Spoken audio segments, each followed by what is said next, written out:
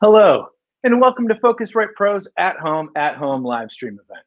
I'm Dave Riley, North American Sales Manager at Focusrite Pro, and I'm happy to welcome you to our live event, where you will experience product presentations of the recently announced RedNet R1, the Red 8 line, and our ISA 828 Mark II. We will also have Q&As with industry-leading engineers and producers, and practical advice on upgrading to a modern studio workflow in a post-COVID environment. Today, you will learn how to improve your production quality and efficiency with the world's most versatile pro-quality recording and monitoring solutions, ensuring that Focusrite's RedNet, and ISA ranges will feel right at home. Again, this is a live event with everything that means. So let's kick this off with Peter J. Tilley, our Education and Post-Production Sales Manager, where he will walk us through the new Red 8 line. If you have any questions, please put them in the comment window and we will get to what we can. Without further ado, Peter Tilley and the Red 8 line.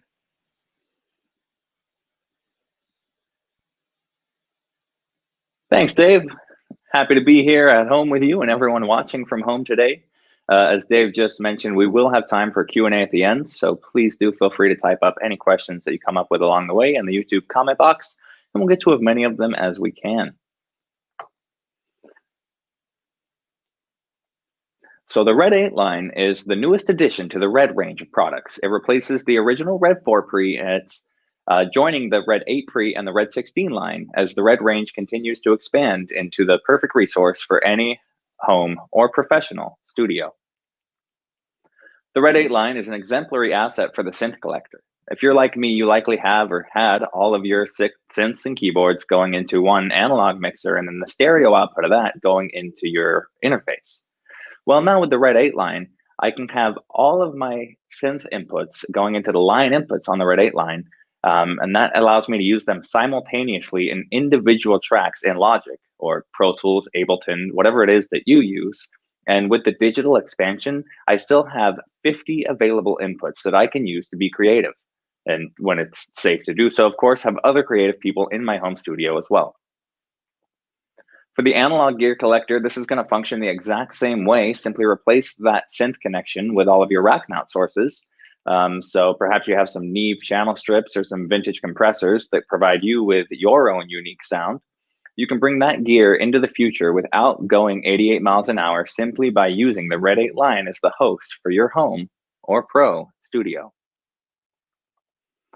So on top of the individual channel assignments that the Reds offer, which is 8 mic pre's on the Red 8 Pre, 8 line inputs on the Red 8 line, and 16 line inputs on the Red 16 line, each of these devices offer a full breadth of digital connectivity, which really makes them what they are. So let's take a deeper look.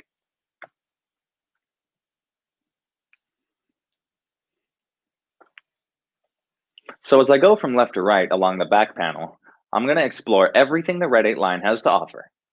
First and foremost, for those of you familiar with Focusrite Pro, you probably already know of our close relationship with Audinate and our love and devotion to Dante. So for those unfamiliar with Dante, check out the link below to our Introduction to Dante class, which will take you through the journey of what, where, when, and why, everything Dante. For those that already understand Dante, our dual Ethernet ports allow for both switched mode and redundant mode, meaning you can either use the Red 8 line to daisy chain another Dante device to your network, or you can set up two completely different networks side by side as a failsafe during a mission critical event, something like the Grammys or the Super Bowl halftime show where it's live and you really can't have anything happen. To the right of the Dante ports, we're going to have 4 BNC connectors here. The left 2 are for traditional word clock.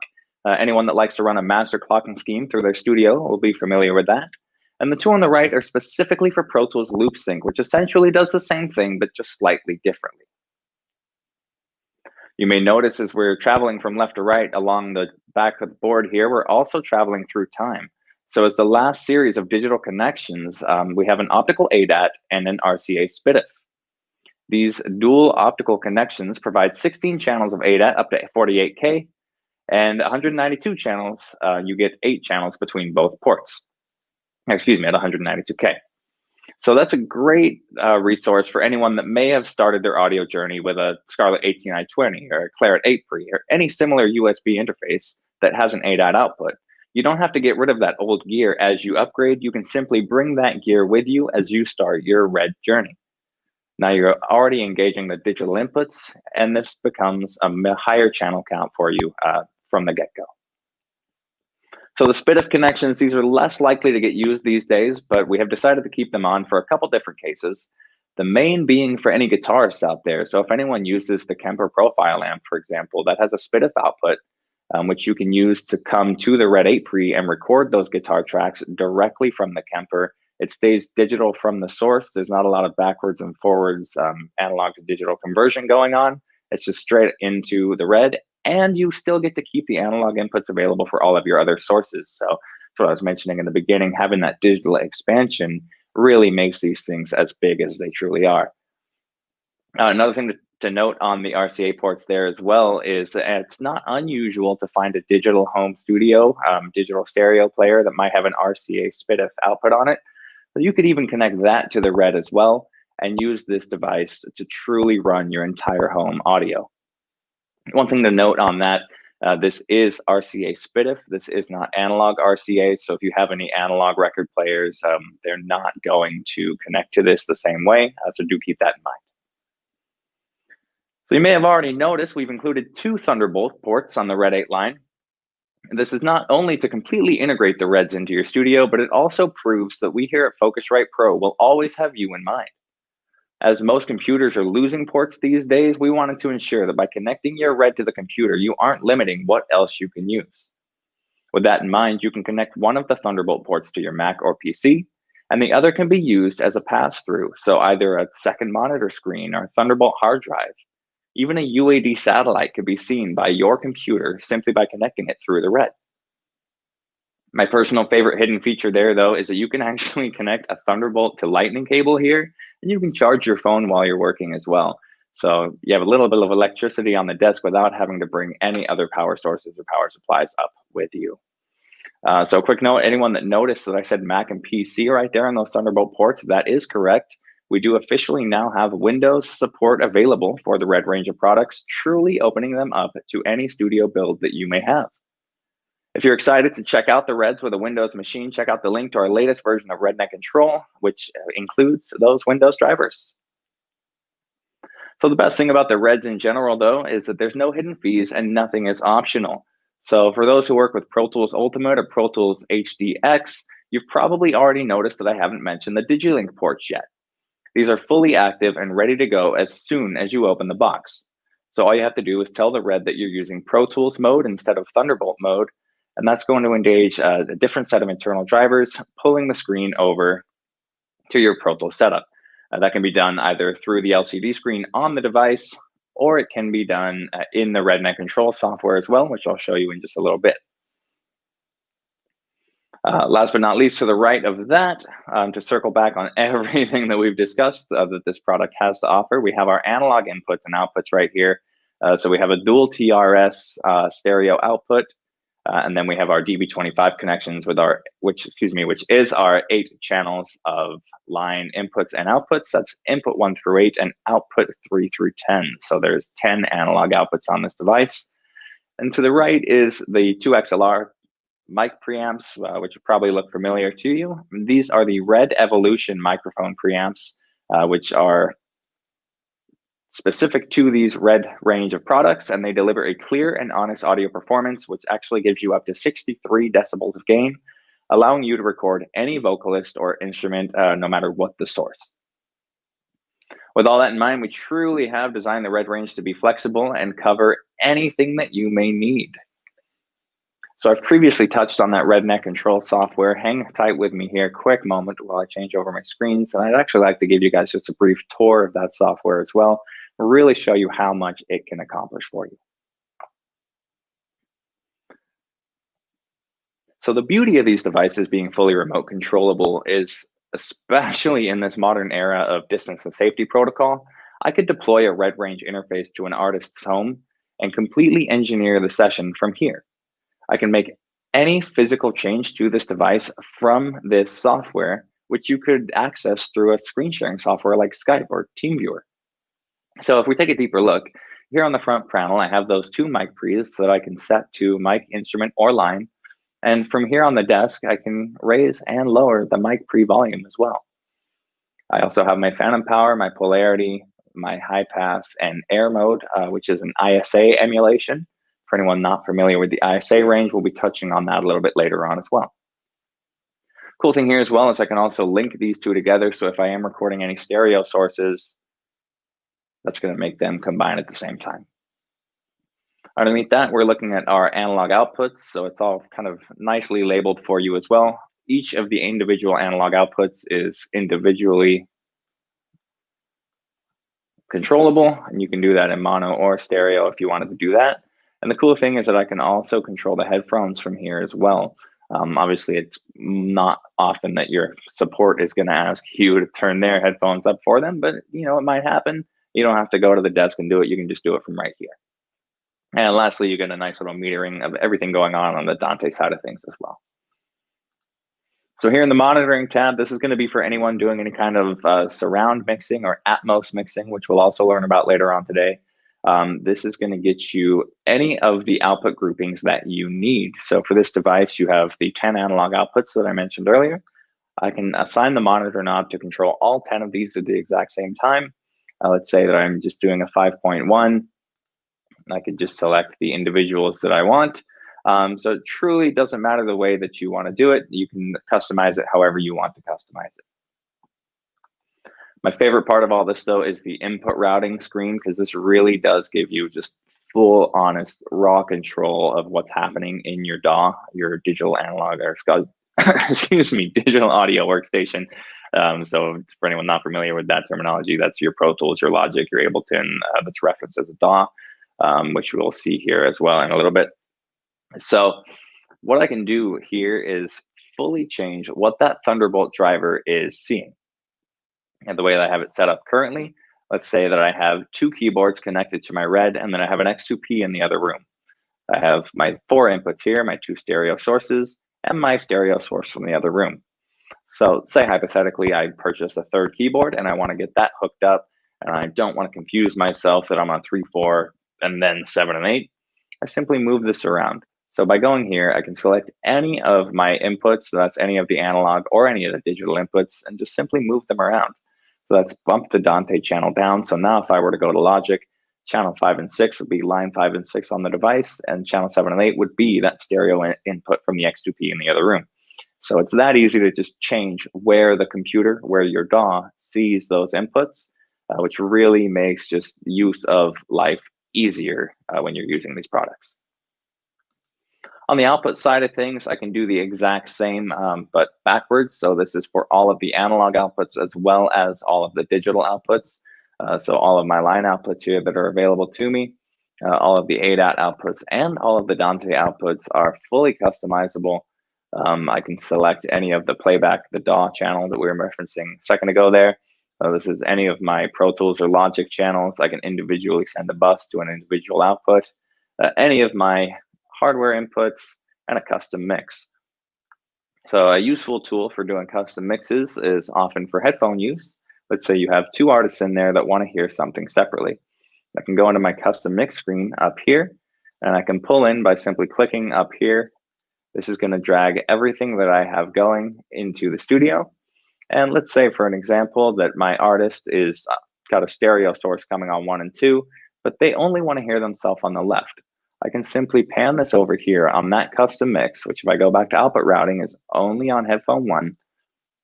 That artist is now only going to hear what they're doing on the left-hand side. This is not going to interfere with any other output unless you specifically assign that output to this custom mix.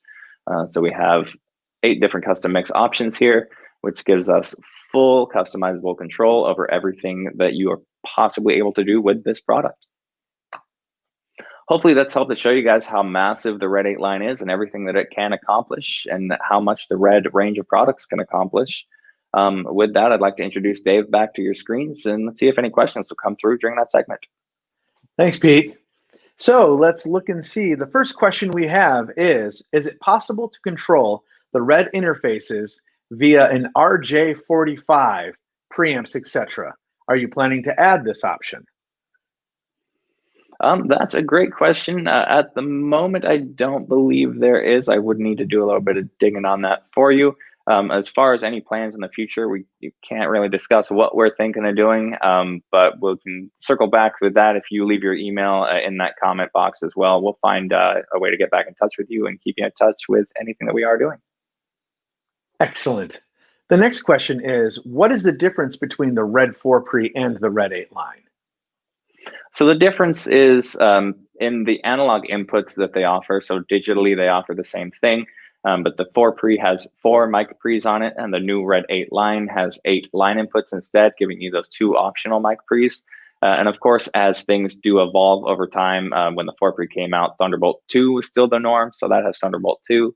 The Red 8 line now has Thunderbolt 3, just keeping it a little bit more up to date as we release new products. Excellent. The next question is, are the fans in the Red 8 line as loud as the Red 8 Pre fans, or are they possibly a bit quieter? Actually, I'm going to jump in on that one, Pete. So the Red 8 line, being that it has 2 mic pre's instead of the 8, the fans will engage a little bit less, but they are every bit as quiet as the Red 8 Pre, and they should be a little quieter because they should engage a little bit less. So the next question we have is Dante only redundant on the Red 8 line? Sorry, I said that wrong. Is the Dante only redundant on the Red 8 line? So interesting question. That could be taken a couple different ways. So just depending on the way that they mean that. On the Red 8 line, specifically on the Red range entirely, actually, yes, the Dante is the only redundant part of those. So if you're familiar with our RedNet line, those actually have redundant power supplies as well, which the Reds don't have. But is Dante redundancy specific to the Red 8 line? No, that's going to be any of the RedNet and ISA products, specifically with the ADN cards, which is something we'll also learn about later on. But most Brooklyn 2 Dante devices are going to offer this redundancy. It is a case-by-case basis, but all of our modern equipment offers it. Excellent. Well, that was all the time we have for questions right now. So when we return, we will be hearing from Matt Pliskin about the new RedNet R1.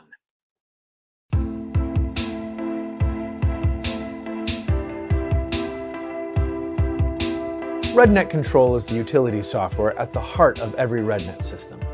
With RedNet Control running on your Mac or PC, you have total control over all the RedNet devices on your Dante network, and the ability to customize the way your RedNet devices are displayed on screen. In this video, we're going to look at the output routing page for the Red range in RedNet Control. On this routing page, you have all of your analog, digital, and Dante outputs available for a fully customizable experience. Each output can be split mono or stereo for independent or linked control. The 3-channel output sources are playback, DAW, meaning you'll pull the signal from the Thunderbolt connection or the Pro Tools HD connections on the chosen channel from your computer or recording software. Hardware input, meaning you're sending an input from the device directly to another output to be used as a pass-through. You'll notice here that the choices match the color coordination of the input routing page. Custom mix. You also have 8 customizable mixes to choose from that you set up from the Custom Mixes page. You'll notice any output channel selected on the left is reflected by the box on the bottom right. Similar to the I/O control and metering page, you can set the mute, dim, and output level of each individual output here as well.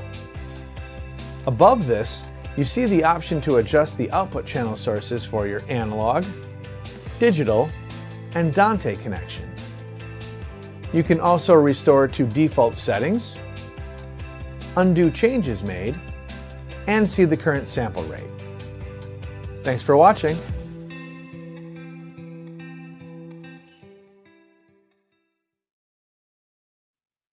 Welcome back. And if you're just joining us, welcome to Focusrite Pro's At Home event. Now we're going to go talk to Matt Pliskin, our broadcast and immersive audio sales manager, where he will walk us through the new RedNet R1 monitor. If you have any questions, please put them in the comments window and we'll get to what we can. Without further ado, Matt Pliskin and the new RedNet R1. Thanks, Dave. Our new RedNet R1 is a desktop remote controller that leverages the hardware capabilities of our Red Range interfaces to unlock even deeper potential from these already amazing devices. In this segment, we'll take a look at how the R1 integrates with our Red Range, and as we go, please don't forget to ask any questions you might have in the comments, as we will address some of them in a moment. So what exactly does the R1 do? Not only does the R1 serve as a remote controller that expands the feature set of our Red Range, but the R1 is also a Dante headphone amp and talkback device. The talkback functionality can be used with the built-in mic, or an external mic can be connected to the XLR input on the back panel. Standard push-to-talk operation is offered, and when paired with a Red Range interface, the talkback signal can be sent to 4 discrete destinations. On the output side, the headphone jack is powered by the same high-fidelity, high-powered headphone amp found in our RedNet AM2 and X2P. When connected to a Red Range interface, the R1 acts as a remote controller, leveraging the Red's hardware routing and summing capabilities to provide comprehensive monitor control for standard formats ranging from mono to immersive. And of course, you can create custom configurations as well. This allows for the routing of up to 8 distinct audio sources to 4 different monitor paths. Currently, there's a massive demand for immersive audio content from the major video and music streaming platforms. This is a shift that was already taking place in the industry, but with the events of 2020, demand for streaming content has absolutely exploded. Atmos is Dolby's immersive audio technology that revolutionizes the way audio content is created, delivered, and ultimately experienced by the consumer. Dolby Atmos made its debut in theatrical releases in 2012, its way into homes via Blu-ray by 2014, and streaming services by 2018. Last year, we saw Dolby bring Atmos to music, allowing for classic records to be experienced in new ways, and creating a world of new possibilities for the recordings of today. With 2 of the big 3 labels having committed to re-releasing thousands of songs from the back catalogs of the format, it's pretty clear that Dolby Atmos for music is here to stay. At this point, you might be wondering why I'm taking the time to explain all of this. Simple. The proliferation and demand for Atmos content is a massive opportunity for audio engineers. Being a relatively new format, the ability to offer Atmos mixing in your studio sets you apart from the competition and opens up new potential work. A Red Range interface and Dolby software toolkit is all that's needed to get started working with Atmos. Adding the RedNet R1 to the picture streamlines the workflow, allowing the engineer to quickly switch gears from stereo to Atmos or whatever the next session might need. Let's take a hands-on look at how the R1 integrates with a Red Range interface. The first thing you're going to want to do when setting up an R1 is define some audio sources and output destinations. We can define a total of 8 sources that are comprised of a total of 32 channels. These can be channels coming from any of the analog or digital inputs of the Red, or direct playback channels from the Thunderbolt or Digilink connection. You can see here that I have a 7.1.4 source set up to be fed from the Thunderbolt or Digilink connection. Even though I don't have a 7.1.4 listening setup in this room, the R1 will allow me to fold down these channels into a lower output channel count, like stereo monitors or headphones. This is super useful in post-production editorial work, where I might need to hear what's happening in a multi-channel audio bed, even if I don't necessarily need it to be properly reproduced by the appropriate number of speakers. I also have a stereo source for general playback from the Mac, and a few stereo Dante sources set up, which are some of my other workstation computers. Also, I have a custom 8-channel source set up, which is a bank of synths. Having them set up as a source allows me to quickly hear my synths without even having to touch DAW software. Taking a look at the front panel itself, you can see that it is having a little bit of trouble. Excuse me for one moment. This is a live event, of course.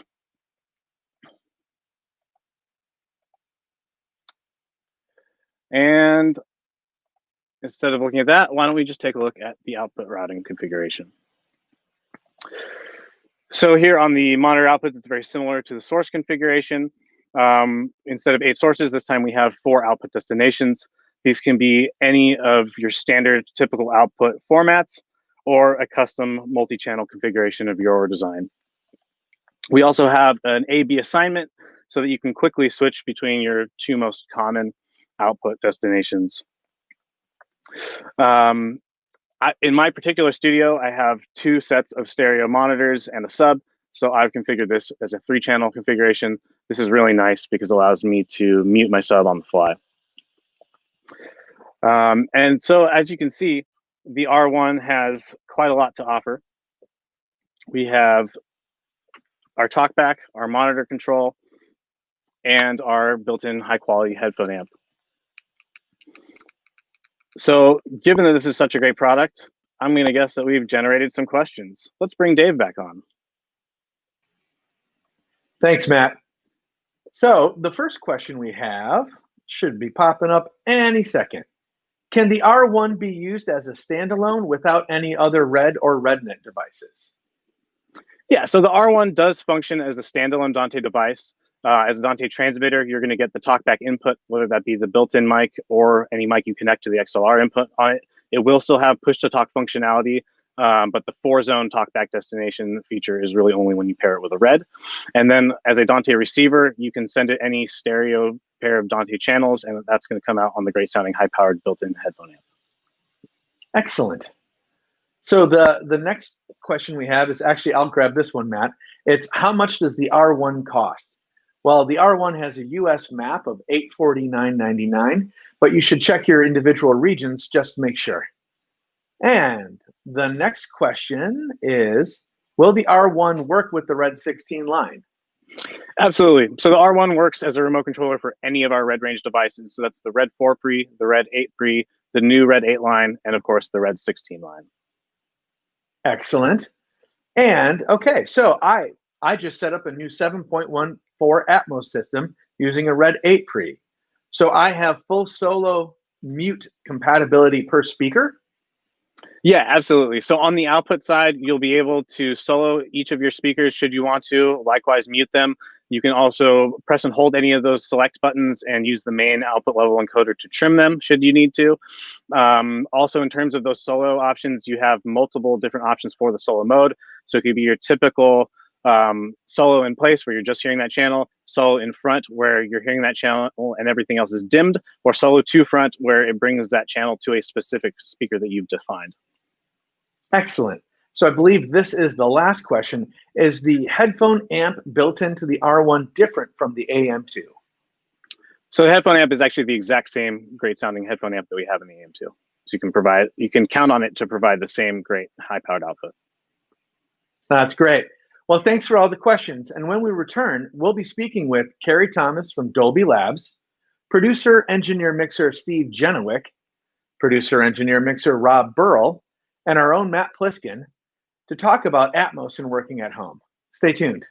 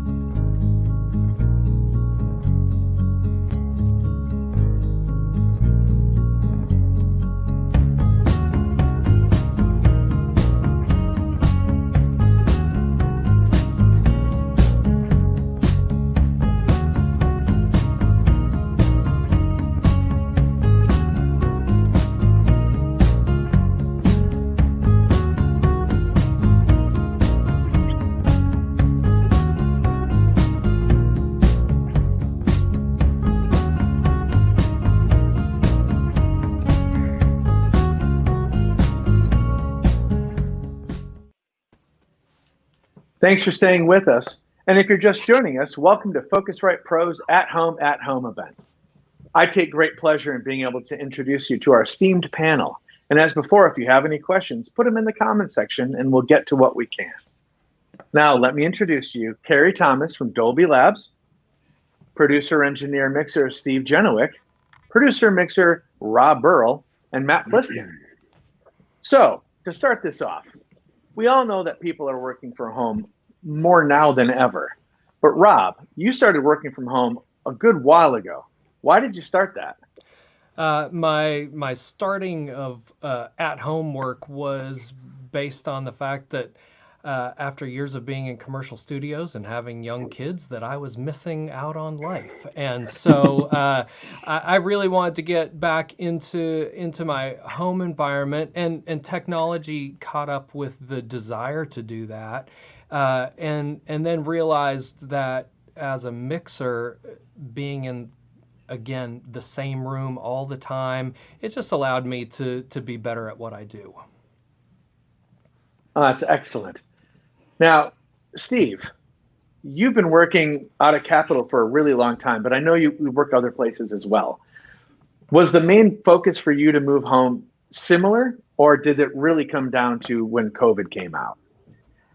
So I've had a stereo mixer at my house for a few years now that I kind of did kicking and screaming. I didn't really want one, but there's certain projects that can't afford to go to Capitol and places like that to be mixed. So, I would mix projects out of the house here in a little office I had. And then when COVID hit, we didn't know what was going to happen, and I had projects lined up, and I've been doing all this Atmos mixing, and COVID hit. We shut down Capitol on a Friday, and I think by the following Wednesday, I had a full-blown Atmos system in my living room. My wife just said, "You know what? Nobody's coming over, and you got to work." So we moved the furniture out, and in came the speakers, and I'm still in here now. Capitol is open again, so I can, so basically what I do is I mix here and then take it to one of the rooms at Capitol, give it the once over, and make sure everything's cool, and then send it off. So, but I'm not changing a whole hell of a lot once I get to the big rooms. I've kind of gotten this under control here. It's kind of nice, actually. Uh-oh. Sounds like you're going to be working from home for a long time. We'll see. So what does that home rig look like these days? My rig? Yeah. Right now it's based around, the interface is a 16 line with an R1. I've got it's a kind of a mishmash of speakers, which is not the best way to do it, but I've got PMCs and JBL speakers because that's what I had. And a Mac, with Dolby software and Pro Tools. And, I haven't really run into anything I can't do. It's a very flexible system. The way I have it set up, I can go from stereo to 5.1 to 7.1 to Atmos pretty much without changing a single thing. I just changed the playback engine in Pro Tools, put the render up, and I'm in Atmos.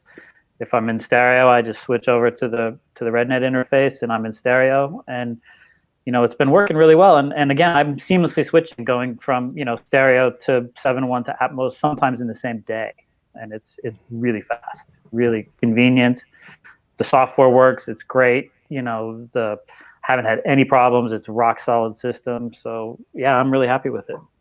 I'm sold. I'll take one.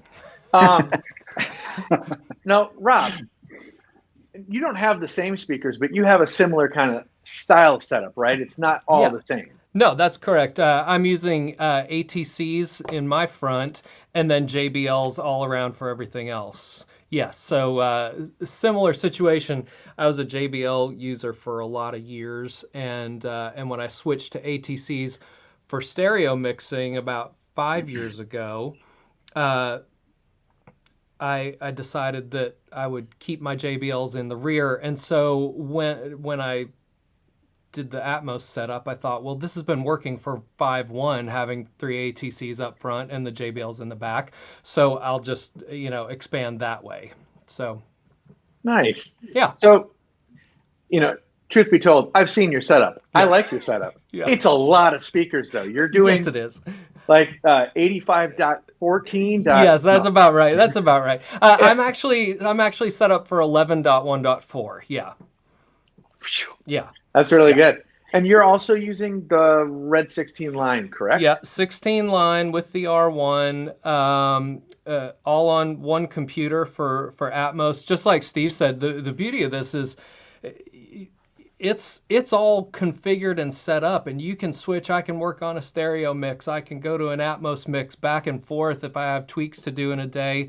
There's really no configuration change for me, other than, like Steve said, switching from the Thunderbolt playback engine to the Dolby Audio Bridge engine. That's as simple as it is, and everything else is already configured from a setup standpoint in the R1, in the 16 line, and then the Pro Tools I/O setup changes when you load each session. So it's so seamless. It's really a dream. Yeah. Love it. I even streamline mine a little bit more because I have the 16 line right next to me down here.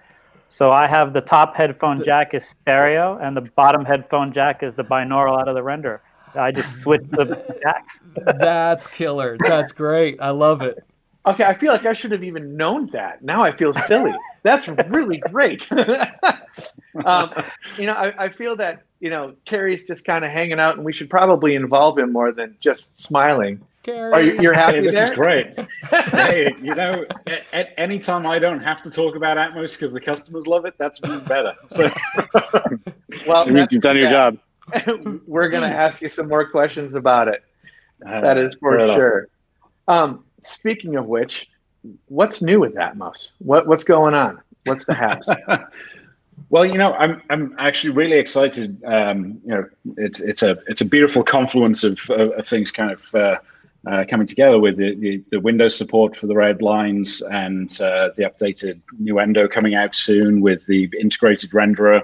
It's expanded out the possibilities for people working at home. So, rather than needing to have an external renderer to Pro Tools, Nuendo kind of builds it in.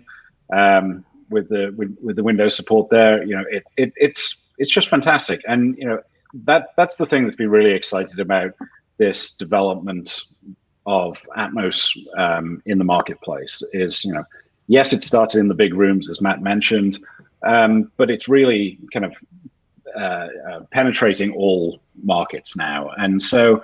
The manufacturers are coming together with new solutions and new ways of making things happen, and just the R1 is a great example of that. The ability to take what's in that back speaker and throw it up front so that you can actually hear through your mains is fantastic, and a differentiating solution. So that's. You guys are what's new in Atmos, and the marketplace is defining where we go. So that's kind of cool. So that's excellent. So now, Steve, clearly being a staff engineer at Capitol, you're getting Atmos work from there, and I'm assuming you're also getting some freelance Atmos work. But Rob is doing mostly freelance Atmos work. And I only asked him because he started to take a sip. Yeah. And I wanted to catch him while he was drinking something. So I threw it on the floor. It's spilled all over the place. Yeah, it's fine. Yes. So primarily indie work. And for me, that comes from even in the last 2 weeks, I had a choir project that I'm working on. And they came in to hear their Christmas special, which we mixed in Atmos. It's being broadcast in stereo, but they wanted it in Atmos to re-release later.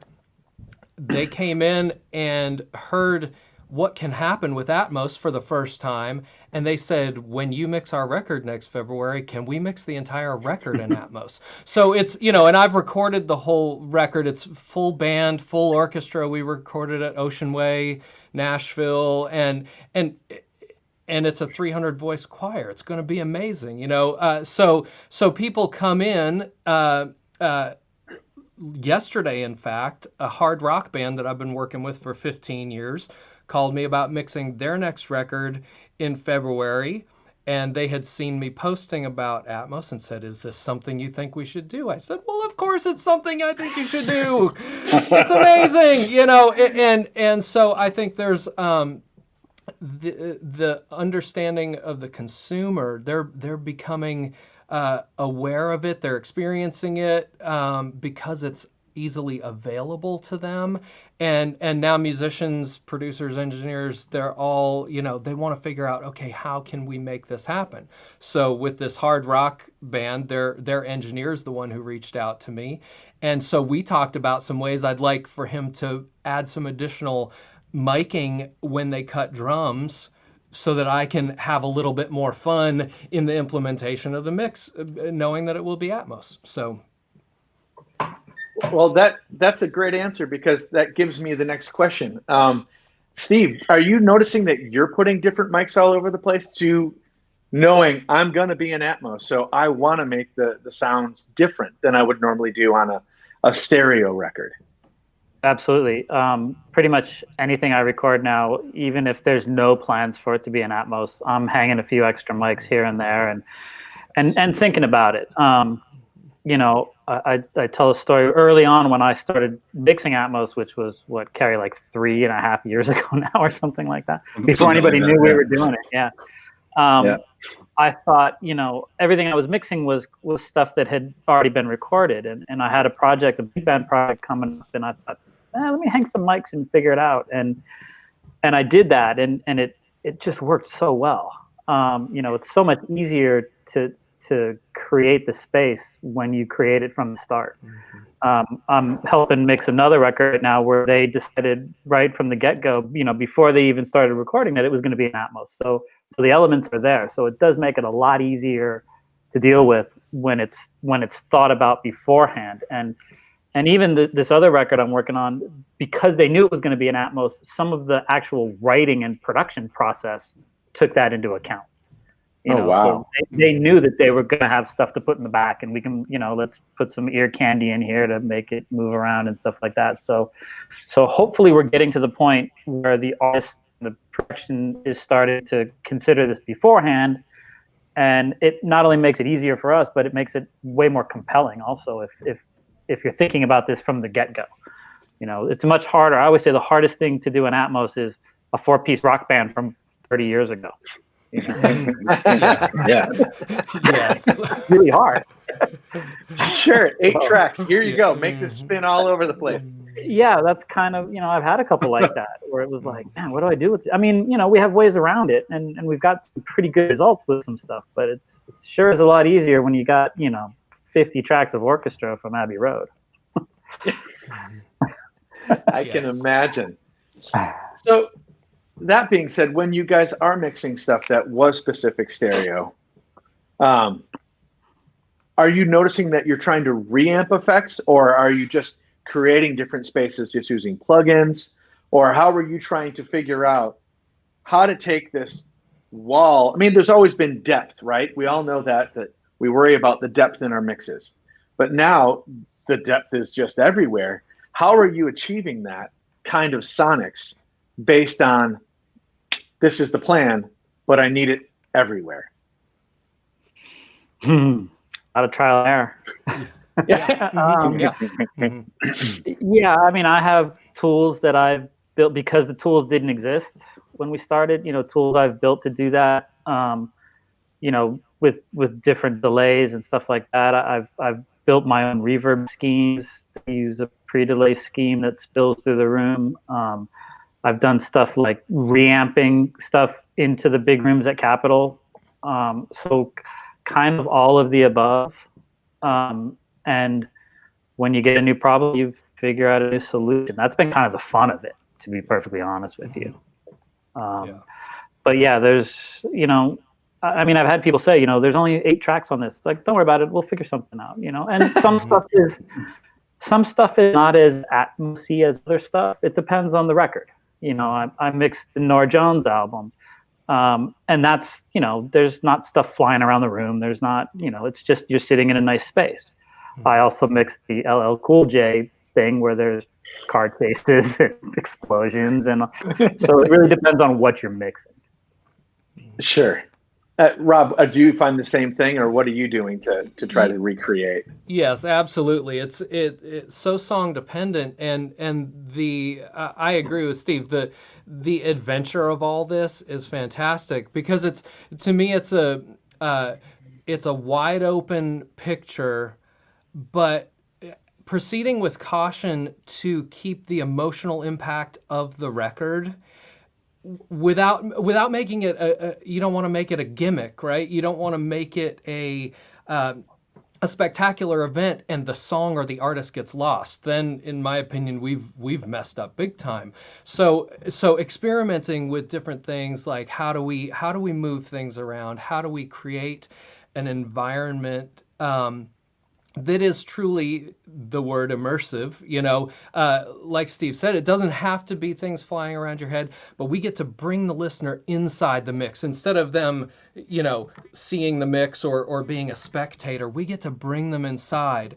And so whatever tools it takes to invite them in, but without losing the true meaning of the song, that's the careful and beautiful journey of all this. And so, yeah, from utilizing reverbs and delays, both similarly to what we would do in stereo, but also finding new ways to go, okay, there are ways to expand spaces above, below, in front, and behind us. And so you take each song as it is and go, okay, how's it going to speak best? So as you both are talking, part of me is thinking, now that Atmos is everywhere, I mean, let's just call it everywhere, since most boxes you buy at Best Buy now do Atmos, which I'm thankful for. The thing that kind of strikes me is, are these producers of these artists now coming at you going, oh, so this is what I'm thinking for the Atmos mix? Or is it still producers kind of going, I have no idea what this is yet? Are you seeing both, either? What is typically what's going on? I think it's both. And you're getting that from producers and artists, and even some of the original mixers. I've had stuff that was mixed by, a couple, one song in particular was mixed by a very, very famous mixer who, they needed to deliver an Atmos mix, and he called me and said, look, can you do this? Because I don't know how to do it, but can I come and watch? And so I think everybody's interested in it at some level, whether or not they've taken the time to delve into it on how to do it. But yeah, everybody's interested in it for sure. Mm-hmm. Mm-hmm. Yeah, and I find that too. I mean, there's a certain amount of, hey, this thing is cool, I'm just going to do this, and there are mistakes to be made, without doubt. And what we see is everything from, oh, I've got the stereo, can you Atmos it, to what do I need to deliver so that we can Atmos it? The truth is, you can do a lot, right? So one of my favorite mixes that's been done is actually one that Steve was involved with, and what they had was 3 tracks, right? So they had 3 tracks, and what do you do with that? Well, you tell the story that's available to you, and in that essence, it was, okay, we're going to reamp, and we're going to kind of make it feel like you're in this space, and grab extra elements that we can do something with. So whatever source you have, there is probably something that can be done with it. It's just the depth then that you can go into with the exploration process. And I think that's the thing that people, have heard it referred to for the last 3 years as the Wild Wild West. It's clearly not the Wild Wild West, right? Because this has existed for hundreds of years. Just because you could swing a violinist from the ceiling of the studio, it doesn't mean you did. That musicality and the structure of the orchestra and all of those things came together from that's what told the story of the music best. And I think that's the thing that people are going through with Atmos right now is exploring what is the story of the music behind the technology, and the technology should just get out the way and let you be whatever it needs to be. I think you just said my favorite thing now is going to be just walk around going, Atmos it, and then just walk away. Atmos it. Kind of what happens sometimes. That's right. That's right. That would be the worst. Yeah, just fix it. No, just Atmos it. That's funny. So as the technology has changed, Ceri, because it started off where you needed to have the two separate computers. It is clearly not that anymore. 3 separate computers. Oh, is that what you started with? Oh, brutal. Capital and a good deal of the Universal Studios around the world are built on a three computer system at minimum. So there's the source machine, which is basically where all of your mixing gets done. The recorder machine, which is incredibly useful for actually just laying down the mix, making updates, doing the punch in to edit something, and then the renderer, which is kind of like once you've got the mix in the tape in the record machine, transferring that out. So and that's kind of emulated from what happened on the big dub stages in feature film mixing. So when that was the case, when I started in Atmos, it was back when on a feature film stage, and there were 58 speakers in the room that I was in, and there were 3 systems on one side of the large format console and 4 on the other, and they were all feeding into the System 5 and then back out into a recorder and then into the renderer. So to go from that and the needs of that, that massive room, down to Steve can do this in his living room on headphones and the kind of hodgepodge of speakers that he has, it is not a normal journey for an 8-year-old technology, right? The downscaling of that has been enabled by the marketplace demanding this, and so it's getting simpler all the time. Because if I'm correct, I remember, Rob, didn't you only use a Mac Mini for a while? Yes, for quite a while. I was on the Mac Mini, and I recently just went to a Mac Pro.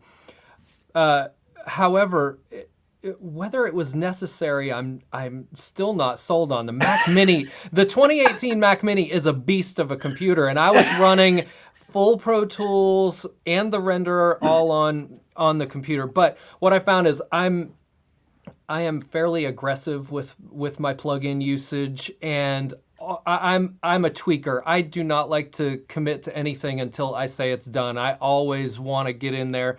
And so what I found on some very heavy Atmos mixes, especially ones that were kind of high track count pop mixes that I had done in stereo that I was doing in Atmos, I was pushing the limits of the CPU of the Mini to where I hate looking over my shoulder. I didn't want to have to worry about it. So I took the plunge with the Mac Pro. But I've got to be honest, that Mini is a stout little beast. And I did have 64 gig of RAM in it, which made a big difference. Even I originally had 32. And once I got into these, I went to 64 gig, and that opened up kind of the headroom of the RAM for dealing with the renderer. It felt smoother. But yeah, all that to say, yes, Mac Pro, but it was a Mac Mini only running this whole thing for quite a while. So that's now the second. We have a few. We have a few of our rooms at Capitol that are running off Mac Minis. Yeah, they're amazing. They're absolutely amazing. Oh, it's awesome. I was just going to say that's the second phrase now today. So it's Atmos it and Stout Little Beast. That's right. Stout Little Beast. Yes, that's my new nickname. Yeah. SLB. What up, right. Rob? Yes, SLB. yes, SLB. Sorry, I think that's quite funny. Well, it sounds pretty incredible from hearing that it did start with so many machines to now being able to do it, being more accessible, and having more people jump in. Feet first sounds pretty appealing, especially if you work for Dolby. I'm just saying, it doesn't hurt me either. It doesn't. Right. I'm not going to lie. Apparently, there are a bunch of questions coming in. So if you want, we can jump to that, or we can keep chatting a little while longer. I'm happy to do either, because I think we're going to bounce in and out. Actually, if we could throw up the first question, because it's a good workflow question, and I just want to make sure that we can ask it, because it's not going to be a quick answer, I'm sure. So I'm going to ask for both of you to answer it, if you would. You can decide who gets to start, but if you can cover a little bit of your workflow between the Red 16 line and the R1 when you're working in the box or when you're working with outboard gear. How are you guys achieving that? Or are you mostly just in the box right now? I am, when I'm mixing here at home, I'm 100% in the box. Actually, even when I'm mixing at Capital, I'm 100% in the box. So the the Red 16 and the R1 are just an interface and a volume control for me. I had the 16 line first without the R1, and it worked fine. It was a little inconvenient because the volume knob was up on my desk, and it was kind of a pain in the ass. And when I wanted to listen to speakers, I had to turn off speakers. It was just a little janky. And then as soon as, but it did work. I will tell you that. As soon as I got the R1, it made it a lot easier. I got the 16 off my desk, the no cables hanging out the back. Nice volume control. I love the mute and solo functions for the individual speakers. I use that all the time, especially for the sub. I'm constantly muting the sub to make sure that I'm not leaning on it too heavily. But yeah, I'm 100% in the box. I also have to make sure that I can bounce from room to room if need be. So I try to keep it that way. So for me, it's a pretty simple setup. And again, because of the way I have it set up, my 1 and 2 outputs are always going to my left-right speaker, and no matter what configuration I'm in, and I can literally, I don't have to change a thing. I just can seamlessly bounce between projects. It's been, and it was not quite that easy before I had the RedNet stuff. It was a little more cumbersome to do that. So yeah, it made my life a lot easier. Excellent. Rob? Yeah, very similarly. I am 100% in the box. Even when I work in stereo, I have sold racks and racks of vintage gear and am happier than ever in the box. There are so many creative tools, and we can do the job, So for me, I'm a similar setup. The R1 is my main volume controller. It allows me a headphone jack. I have an AM2 as well, but sometimes I'll have one set of headphones plugged into one, a different set in another, to just do a little bit of A/B if I'm wanting to hear stereo mix, or the Atmos binaural version, and just check and see how it's playing out on different headphones. For me, my inputs are a Pro Tools stereo input, a Pro Tools 714 input. I have a Marantz 7702 that I use for decoding, so I can listen to, whether it's UHD Blu-rays or streaming or Tidal, listening to Atmos mixes on Tidal. So that comes in. And then I actually set up and created one of the speaker outputs to just be a mono. It looks like a different set of speakers, but it just uses the speakers that I have and gives me a mono mix so that I can check things in mono. Sometimes I care about mono, sometimes I don't. But I like to have it. I like to have it as an option. So yeah, I think that's pretty much it. Like Steve said, it's so configurable that you just kind of look at your workflow. And I've changed in the what have I had the R1 for 8 months or so, and I've changed my configuration a few times as my workflow evolves, as my understanding of how I want to be able to work and what is most functional. It's so easy to go in and make a change to some routing, and I'm good to go. Oh, I should also say I use Dante Virtual for the output of the Mac, so I can listen to anything. In fact, that's what I'm listening to right now for this podcast. The Mac defaults to Dante Virtual, which goes into 2 channels of Dante in the 16 line, which then feeds an input on the R1. So nice. That's great. Yeah. So yeah, I mean, just to jump off of that. So, you know, the outboard gear is a really interesting question. So for me, when I'm dealing with customers, you know, I go to studios and kind of evaluate what it takes to put Atmos into a facility, right? And so, frankly, the moment I walk in, if it's filled with analog racks of gear, right, that's the gateway drug to Dante, right? So you need to get an A16 in there. You need to, you know, take that, feed it all in, and be able to patch it through. And so that's often where, you know, the conversation around you know, Focusrite and RedNet starts, is if somebody has a bank full of, you know, analog gear, you know, it's going to be Focusrite in some way or another, or Dante in some way or another, and, you know, Focusrite is a great answer to that. And, you know, some of the Universal studios are built with that in mind as well. So the the output at the end of at least 3 of their rooms is an A16R, and you know, the other side of that is ready for analog gear to go in. So you know, it's very definitely a part of the workflow considerations. You know, is, you know, analog's not going away anytime soon, but how do we digitize it?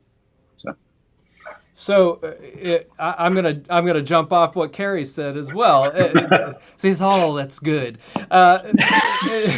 For me, I mentioned the Marantz bringing a 7.1.4 in from the Marantz. That goes right into the line inputs of the 16 line.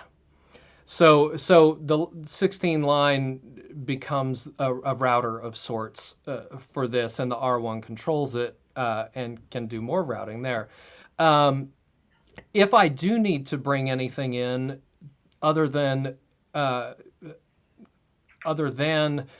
microphone, I have some additional inputs left over, but I also then use the line inputs on my ISA Dante gear to as a gateway in via Dante to be able to dump anything else that I need to into the system. So yeah, like Ceri said, I mean, it's so great, and you've got all this routing capability, so you can put anything anywhere that you want. There's no limit. You guys make me feel so good.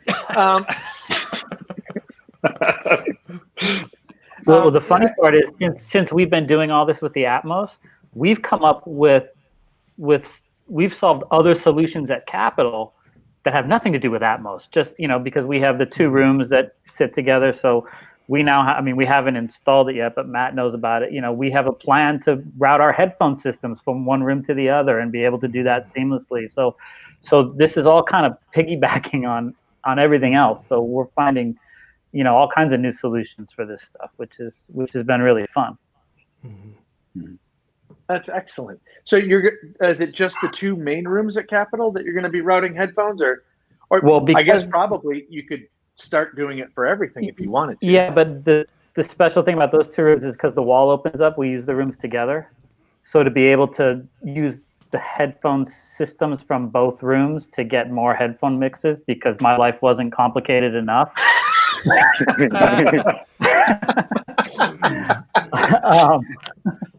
But, you know, we have a problem, and now we have a solution for it. Mm-hmm. So, you know, if we ever get musicians, you know, 50, 80 musicians back in the room together. Yeah. Yes. Well, you've got all those empty offices. You can, you know, record one in each booth. Yeah. Don't give them any ideas. Yeah. Yeah, that's a dangerous suggestion right there. Yeah. Someone's going to want to try it. Yeah, I did do Yes. one session where I had 9 singers, and they all had to be in their own separate rooms. So we had them in lounges and ISO booths they were everywhere. It was not fun. It worked, but it was not fun. Mhm. Oh, that's so rough. Thanks, COVID. Yeah. I'm being told that we keep getting a whole bunch of more comments, so or questions. So let's grab another question. I just tried out my first Atmos mix today in headphones, and I'm wondering if you guys could recommend using send receive mode or bridge. It might be a dumb question. Still have a lot more to read the manual. That's excellent. Well, manuals are there for a reason. No. So what do you guys think? Bridge. Bridge. Bridge. There we go.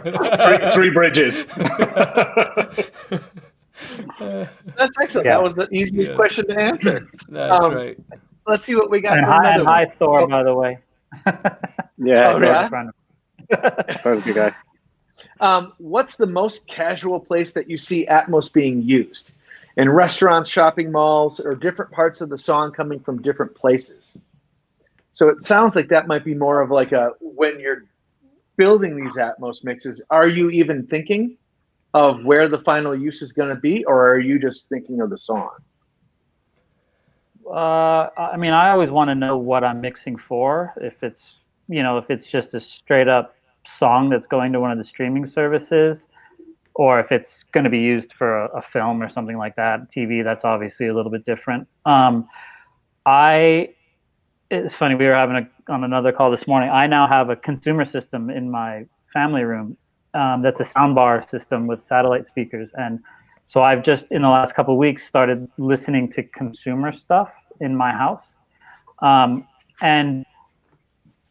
I mean, we've been listening to that stuff for a while, testing it, but I'm not changing the way I mix for consumer systems necessarily. I mean, I want to have that in the back of my mind and know what these systems are doing to the mixes. But in the same way in stereo, I'm not mixing for the person listening on earbuds. I'm mixing for everybody. So if it sounds good on a hi-fi audiophile system, it should sound good on the earbuds. And I'm hoping we're getting to the same place with the Atmos, where if we can mix it on a really great system, that it will translate to the consumer systems. Sure. I love that. That's it's very similar here. I have an Amazon Echo Studio in our living room that we just kind of see, okay, what happens when we go there, and then we have a 714 home theater. Thanks to my kids, because the first time they heard Atmos in my studio, they said, "Dad, when are you going to do this in the theater?" And so I told my wife, the kids want it. I have to, it's their fault. So the great thing is I can take it. Keep trying. It's worth the effort.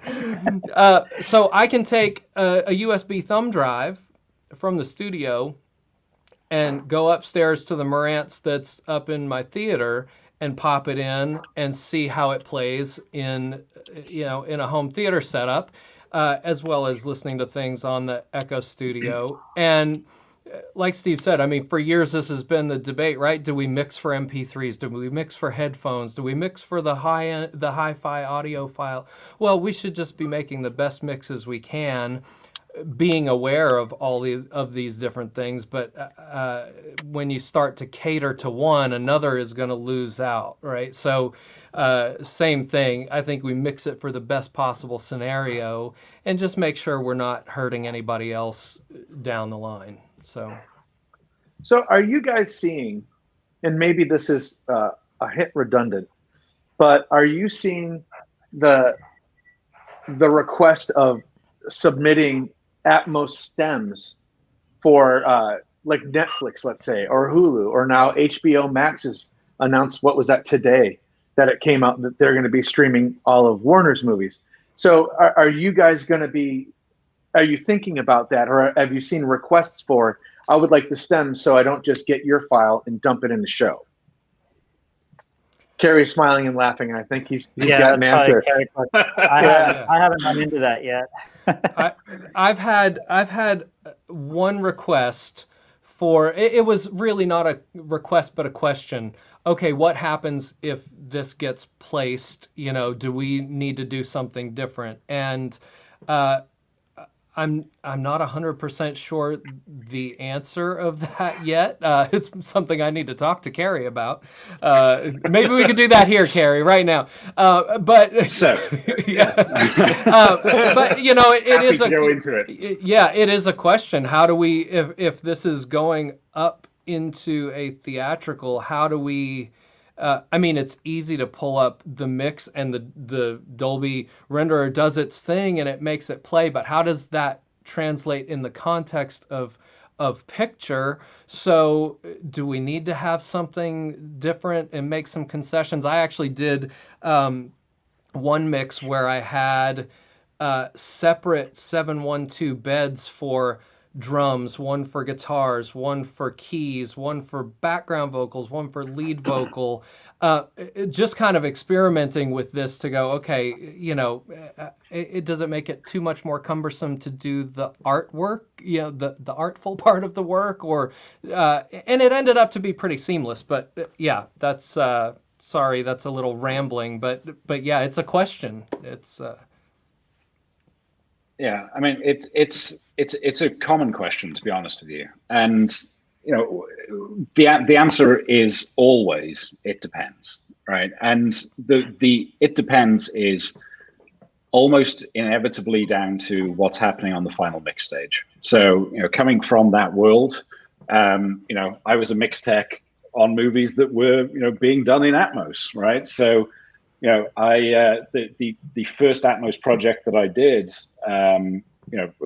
commercially was with Jonathan Wales over at what was Sonic Magic Studios in West LA, and it was a show called What About Love? And for that, Jonathan was working with Dennis Sands, who has an Atmos room at his facility up in Santa Barbara. So he was delivering an Atmos music mix into the final dub stage for that. That was a fairly rare occurrence at the time, and I think it still is now, because as much as Atmos has become integrated, and the way that the workstations have integrated things like the B-Wave ADM imports and all of those things, it still requires a huge amount of collaboration between the various departments. So, if Rob decides to start his objects on channel 11, that means that the 11th channel of the mixer is now not available for the dialogue guy. And so you need to kind of divvy up those objects and those inputs and configurations so that everybody's aware of what's happening on the final mix stage. And I think, as people get more and more used to that, it's going to become more and more relevant. But to date, I think the most elaborate one that I've seen was actually done by Steve. So it was the rock and roll circus for the Rolling Stones, and very similar. They had a discussion about, I'm going to use these set of objects, and basically it was the first 64 or the first 64 channels for Steve, and then the post guys got the second 64. But they ended up using 112 channels, I think it was, for the mix, and they were able to do that because they were collaborating on who was going to use what and what was going to be available. It ended up being absolutely fantastic. But yeah, I mean, it's definitely an advanced class for that.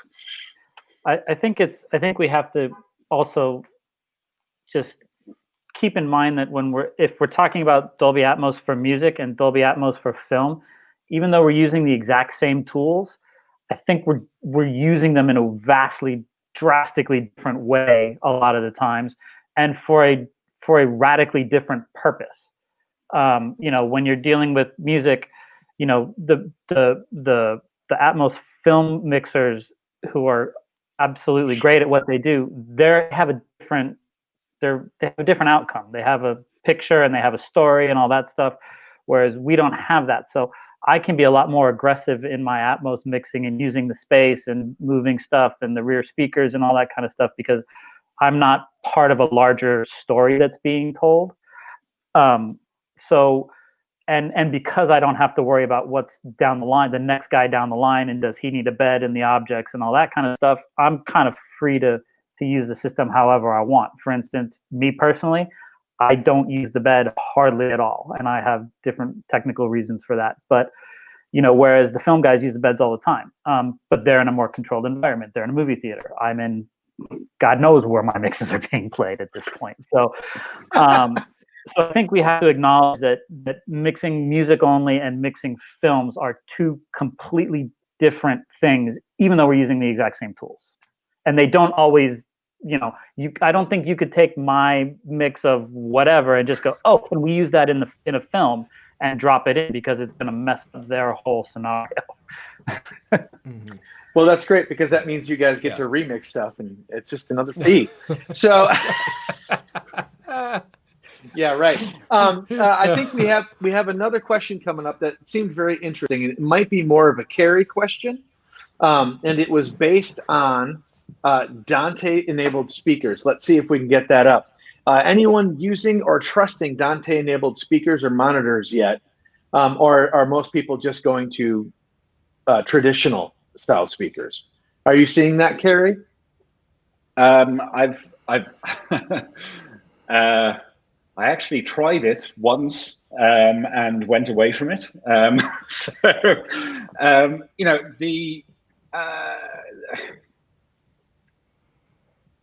To be fair, I've not tried a directly Dante-enabled speaker, but there are one-channel Dante devices that theoretically enable that on any speaker, and it becomes a distributed clock nightmare. And so while the system is pretty rock solid for that, we switched that setup very quickly from the one-channel devices to a hardware DA box. So I think the technology will get there, and the infrastructure for the networks will improve to a point where that becomes a possibility and will kind of smooth the integration. But yeah, as of right now, it's Dante to amp and then speakers. Okay. Yeah, I mean, I know of the live sound sector using direct Dante-driven speakers. Haven't really seen it, carry over too much to the studio market. That said, with everything that the R1 offers, we're ready to support that, should you want to trust that. Mm-hmm. I love it. It looks like we have one more question we're going to jump on. What type of calibration steps did Steve go through for his living room setup? Are his height channels ceiling mounted or on stands? Which is funny, because we can't say, I don't mean to jump in already, but when you look at the picture, you see Steve's in his living room, but you guys don't necessarily realize Rob's at home. Like, this is in Rob's house. It's just a completely different style of decorating for a studio. Yes. You have better lighting than I do. Yeah. So again, I did this, this is kind of the, pop-up studio mentality, because I was by myself, it was COVID. So the calibration for me is, I don't have a Dolby calibrated room. They didn't come in and do it. I don't have an X curve and all that kind of stuff. I did it the old-fashioned way. I set up the speakers. I measured them. This is like the third incarnation of where the speakers are, because I just kept moving stuff around. And my trusty SPL meter. Yes. So I have a 7.1 system that I've been working on. As of last weekend, I now have ceiling speakers, which are just little home theater speakers that I stuck in the ceiling.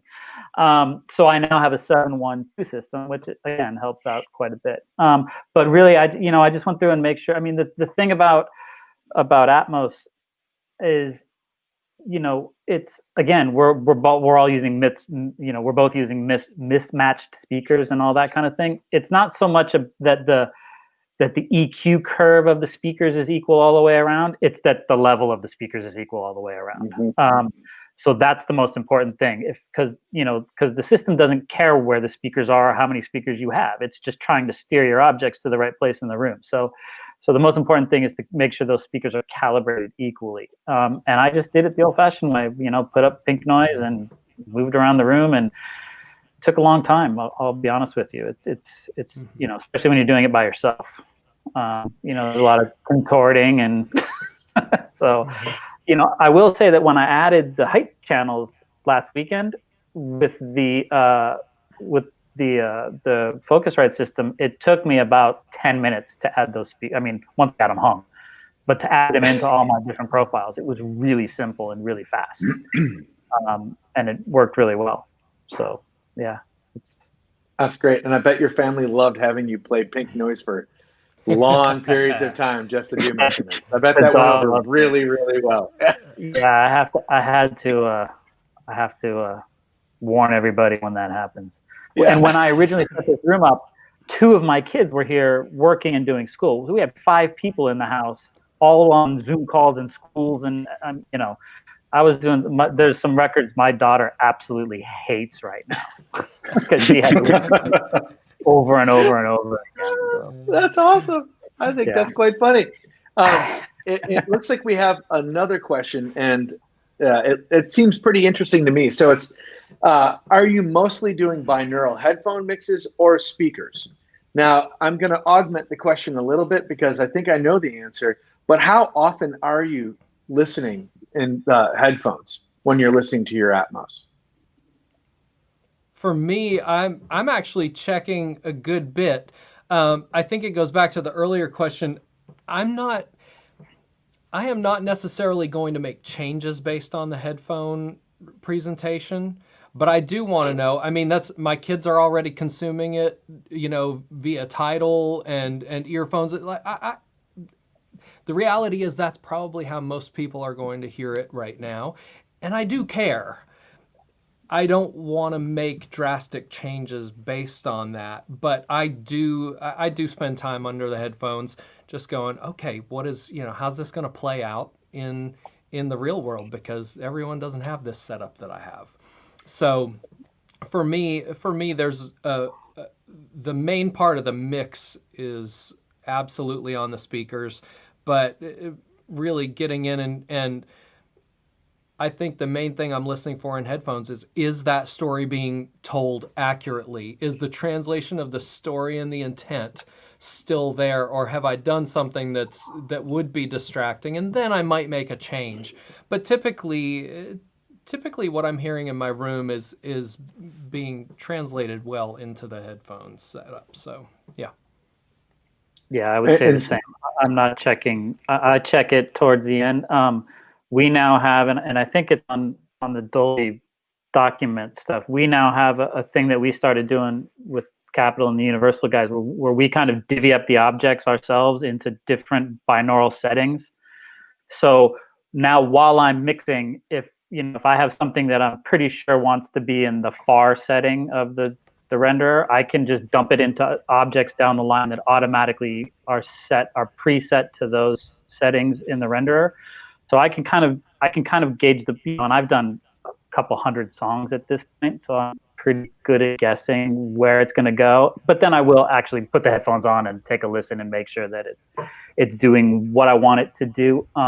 Again, I don't change my mix necessarily based on the binaural. I just try to make the binaural the best version of that mix I can. Okay, Steve, I'm stealing that because I'm still at the stage where I go, okay, I think that object will need to be far or mid, and so I go change that one. You've got it preset. That's brilliant. I'm stealing it. I'm stealing it. We'll have a call afterwards and give you the scheme. Yes, I love it. Oh, that'd be so much easier and less thought process and more creating. Yeah, love it. Right. Well, where it came from is when we started mixing entire albums. Because entire albums have to be sequenced, meaning you have to bring them all into one session. and and sequence. They have to be compatible. Yeah. So you can't, if you can't, from one song to the next, you can't switch the binaural information from song to song. So we had to make sure that stuff, so we just basically have, certain objects are off, certain objects are near, certain objects are mid and far, and you just throw that up. And then we all now, all the mixers at Capitol, we all use the same scheme. So we never have to change our That's our brilliant. I love that. That's brilliant. and then you bring it in, now it all works. So, Yes. that only took us, what, 3 years, Ceri, to figure out? Yeah, it's you can guide somebody. Yeah. But it wasn't a problem until we started doing full albums. And then suddenly we had to come up with a new solution for a new problem. Yeah, and that's been the really fun thing about working with you guys is you're constantly pushing the envelope of what's being needed, and so the changes that went into the binaural are a part of that, right? So adding the LFE into the binaural was a result of feedback from the music mixers, because they were using the system in a different way than post. So that went into the renderer, into the binaural in version 3.2, I think, and just coincidentally happened to be at the time where we were needing to do more on headphones, because we were all sent away from studios. But finding that balance, I think, was one of the other things that we've kind of learned during lockdown is that how much LFE do I put in if I'm only monitoring over headphones, and does that then translate?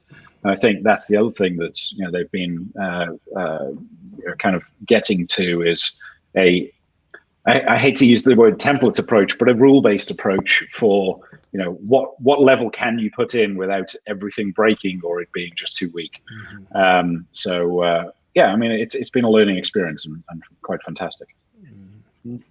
And I will say, it's been fun having Dolby and Ceri and the team, because the system, like you said, the renderer didn't do a lot of the stuff that we were used to doing.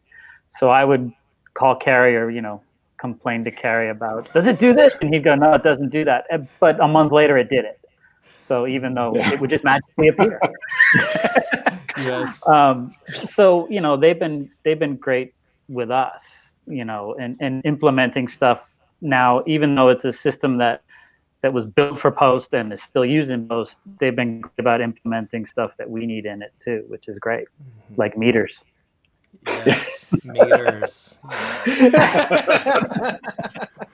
Meters are everything.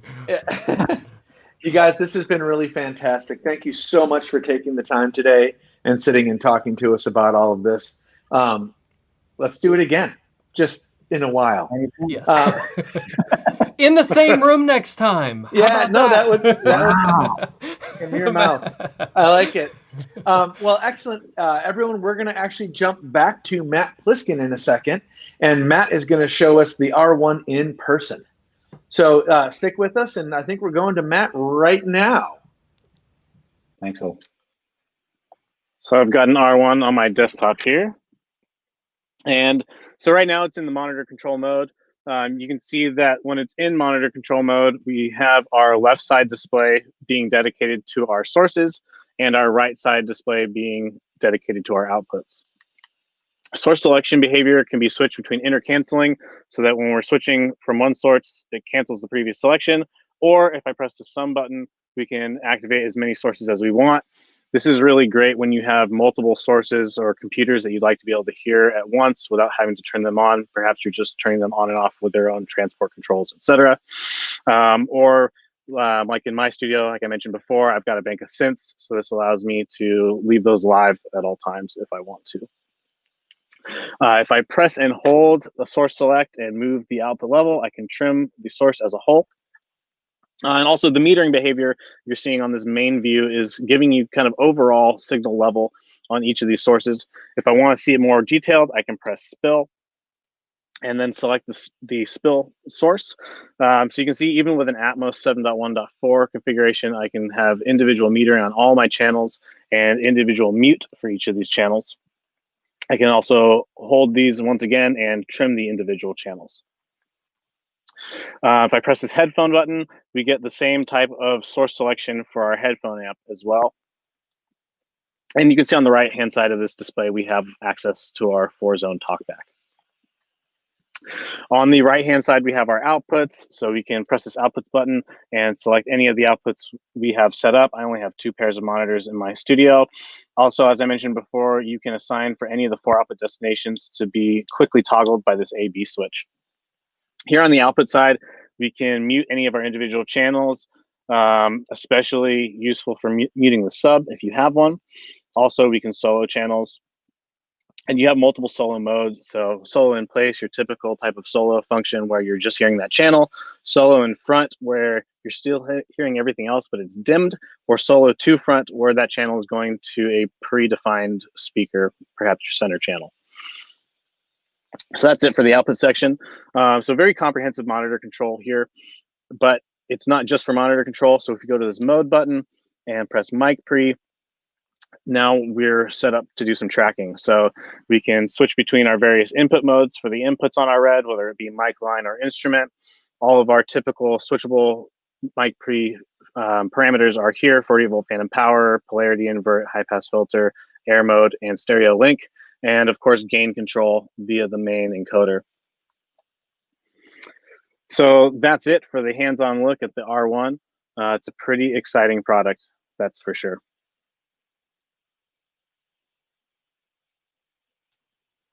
Thanks, Matt. Really appreciate getting back to that because it is such a cool box and it's so neat that we get to bring that to people finally. And when we return, we're going to hear from Peter Tilley about the new ISA 828 Mark II.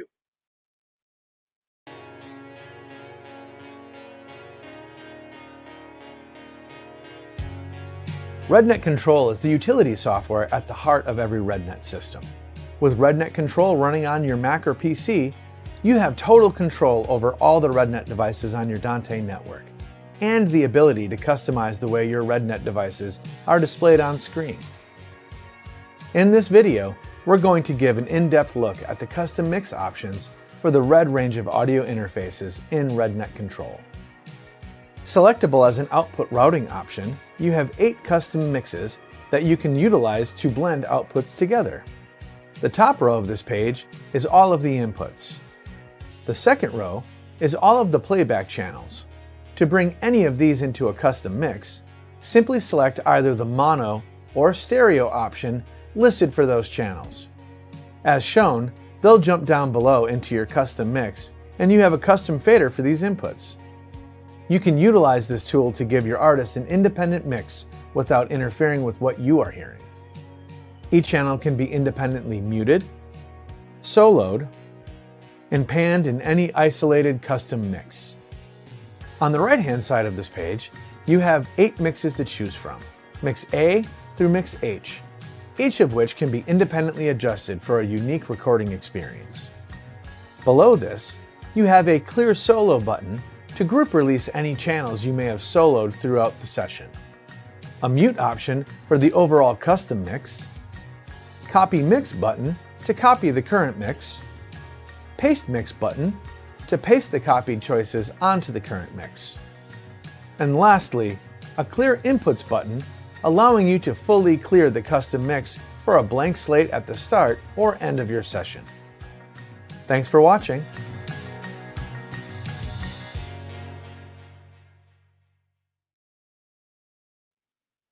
Welcome back. And if you're just joining us, welcome to Focusrite Pro's At Home event. Now we're going to go back to Peter Tilley, where he will walk us through the new ISA 828 Mark II. And as before, if you have any questions, please put them in the comments window and we'll get to what we can.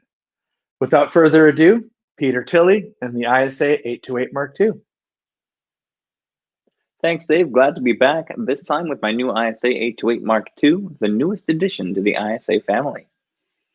As Dave did just mention, we will have time for another Q&A at the end of this segment. So if you have any questions that come up during the presentation, please do put them in the YouTube comment box as we go. So for those unfamiliar with the ISA range, I'd first like to give you a brief introduction to Focusrite's only blue and gold addition to your studio. ISA stands for Input Signal Amplifier, and it's Focusrite's longest running line of products. It was initially created as a nod to the very first studio console that Focusrite made. Check out the link to our studio console video to learn how exciting and revolutionary Focusrite's heritage truly is. We have 4 current ISA products. The ISA1, which is the quintessential analog to desktop mic pre, including a direct line input and an instrument input assignable to the second channel. The ISA2, essentially a rack-mountable version of the ISA1, which has 2 mic pre's of its own and is a flawless expansion to the ISA 428 Mark II, which, on top of its own 4 mic pre's, has 4 additional ADC, or analog to digital converters. This allows you to turn this 4-channel device into an 8-channel device of its own. But speaking of 8-channel devices, what we all came here to see, the ISA 828 Mark II. This flagship device is trusted by engineers and famous artists all over the world, not only for its unique sound, but for its true to Focusrite reliability as well. So this device has 8 determinable mic or line inputs with an additional 4 determinable instrument inputs, which will give you a full customization for any specific session that you may need. As you can see on the screen here, each channel has an independent phantom power source, as well as an independent polarity switch and high-pass filter. This allows the signal flow of each input to be isolated and be as clean as it can possibly be. In true analog fashion, each of these ISAs feature a fixed gain stage of 10 dB steps in 2 ranges, activated by that 3060 button you see above the channel's independent phantom power source. This provides a total of 60 decibels in gain for any possible audio source that you may need to record. We've even gone as far as to include 4 different microphone impedance settings for the most accurate signal flow possible. This is going to change the tone of your microphone, making life that much easier for the studio engineer who deals with multiple genres or industries. So what makes the ISA sound so unique? It's Focusrite's quality converters mixed with classic Lundahl transformers, together delivering a smooth and vintage tone to your studio that once you've heard for the first time, you're never going to want to work without it. The ISAs have been a staple in the industry for so long, they've been used on everything from Green Day to Taylor Swift. From post-production to video game development, they truly do provide a versatile yet honest audio performance, which is what every professional needs. You may be wondering what this well-established product has to do with Focusrite's modern journey, and that's what I get to show you guys today. Hang tight with me a quick second. There we go. Just change my screens over and take a glance at this, the new ADN card specifically for the ISA range. With our commitment to the future of engineering, we had a choice to make. And we've transformed these ISAs from the vintage relic to a modern classic with the creation of these cards. Those familiar with the ISA range, you may remember the initial ADC cards, which allowed you to send your ISA signal over ADAT or SPDIF. These new ADN cards go one step further and bring your classic analog sound direct to your Dante network. These option cards are easy to fit and allow you and your ISA products to sit right alongside your Red and RedNet devices on your modern audio network. This makes it even easier to bring your ISAs on the road or use them in your studio. For those of you not yet using Dante, we haven't forgotten about you. So these devices do still have BNC word clock and ADAT on them as well, which allows you to bring your ISA inputs into your computer's recording session, whether that's Pro Tools or Logic or Ableton, whatever it is that you use, through most USB interfaces as well. So if you have a Scarlett 18920 or Claret 8 pre, anything similar to that, you can use this expansion card to bring your ISA preamps into that device as well, enhancing your sound and giving you extra inputs as your studio needs to grow. So take a look specifically. The ADN2 on the left does for the ISA1, and the ADN8 on the right. This fits both the ISA 428 Mark II and ISA 828 Mark II. It is important to note, due to updated components, these cards are not going to be compatible with the initial version of the 428 and 828. So please do keep that in mind. You could end up damaging your old product if you try to put the new card in it. Keep the gear updated as you update. It's the best model you can go with. We did a brief introduction to the RedNet control earlier as well. So the ISAs, they're fully analog products. So there is no control over these preamps like there would be an MKII or a Red unit. But you can still bring them into your RedNet control screens for active monitoring and active clocking control. So hang tight with me a quick second here, and I'm going to actually show you that as well. It's not a whole lot to see there, but it is pretty cool to see it in motion. So if you're familiar with the ISAs, you're going to enjoy this. This is the ISAs in RedNet control. I have the ISA 1 and the ISA 80N8 right next to my XCP, the MKII. As you can see, all the other RedNet devices that I have available, these just sit on here just like any other device. For those of you that are familiar with Dante, you're going to be able to pull the ISAs into Dante Controller through these cards, and they work on Dante Controller just like any other device. So all of your routing settings, your clocking, sample rates, IP addressing even, and even AES67 control, all of that is going to be the exact same as any other Dante device that you have in Dante Controller. With that, this one was pretty short and sweet. I'd like to welcome Dave back to your screens, and let's see if there's been any questions about the ISA family. Thanks, Pete. So the first question we have is going to pop up. There it is. Will there ever be a card compatible with the Mark I ISAs? And I'm assuming they're insinuating a Dante card compatible with the Mark Is. Now, that's a great question. Unfortunately not, though there are certain ways to get around that. Simply you could use, if you already had, that's still not really the best thing to do, but if you have an original ISA and you want to get that sound on your Dante network, obviously the best thing to do would just be to update the ISA. But if you wanted to kick with that, you could get an A8R from the RedNet and take your analog outputs directly into a Dante converter. But in short answer, unfortunately not. These new cards do not work with the older ISA units. We could also, I'm just going to throw out there, and you could do a 428 Mark II with the 8-channel card because it does have the 4 ADC ports on the back that you can actually bring in any analog gear.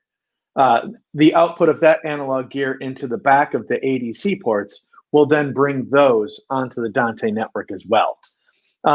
Okay, so we have another question. And what is the main, or what are the main differences between the rack mount and the desktop units? Okay, good question. So the biggest difference is just kind of plain right in front of you. It's what they look like. So the preamps are exactly the same all the way through. Obviously, the ISA 1 has that nice kind of UV meter that the others don't have. But aside from that, in the physical form factor, they are the same internally, same great sounding preamps in every unit. It's just a matter of how many of them you need. That's excellent. I am checking to see, there's one more question. And that question is, can I use the line inputs on my ISA to connect other analog gear to my Dante network? So I think I've already accidentally touched upon that. You absolutely can. Yeah. You can do that with the 828 Mark II as well, right, Pete? Yeah, the 828 Mark II has ADC inputs as well. So you could absolutely do it with that if you didn't want to use any of the preamps on the 828 itself. But if you wanted to go about doing that, it would make more sense to do it with the 428. Not only is it more budget friendly to get the smaller device, you also get the 4 preamps that we have and your other preamps instead of having to be either or. That's great. Well, thanks for the questions. And when we return, we will be speaking with producer and mixer Garth Richardson about why he moved his studio to being at home and what that's done for him. Stick around.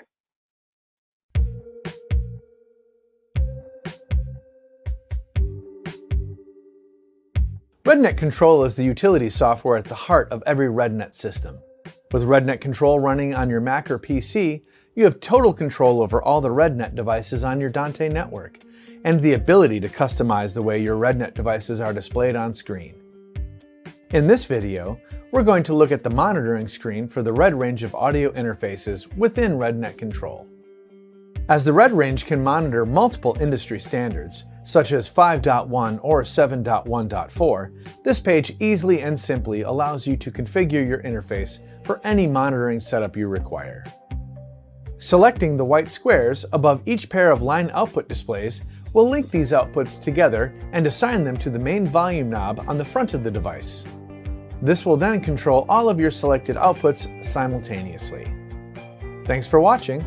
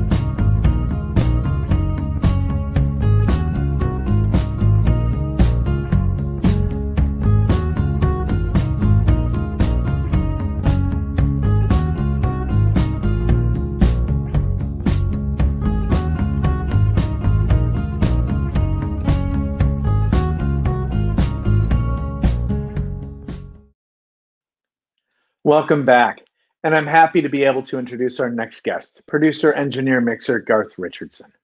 As before, if you have any questions, leave them in the comments window. And now, Garth Richardson. Hey, Garth, what you doing, eh? Hi, guys. How's it going, eh? You know, you bring the Canadian on, you're just gonna... You're out there, yeah, you're actually cutting down some trees there, eh? Does that just make the sonics better now that you've got your RedNet system and you record outside? Well, the great thing is you used to cut tape with a chainsaw. Oh. Right?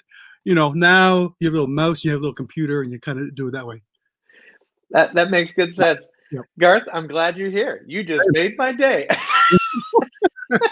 Hope so.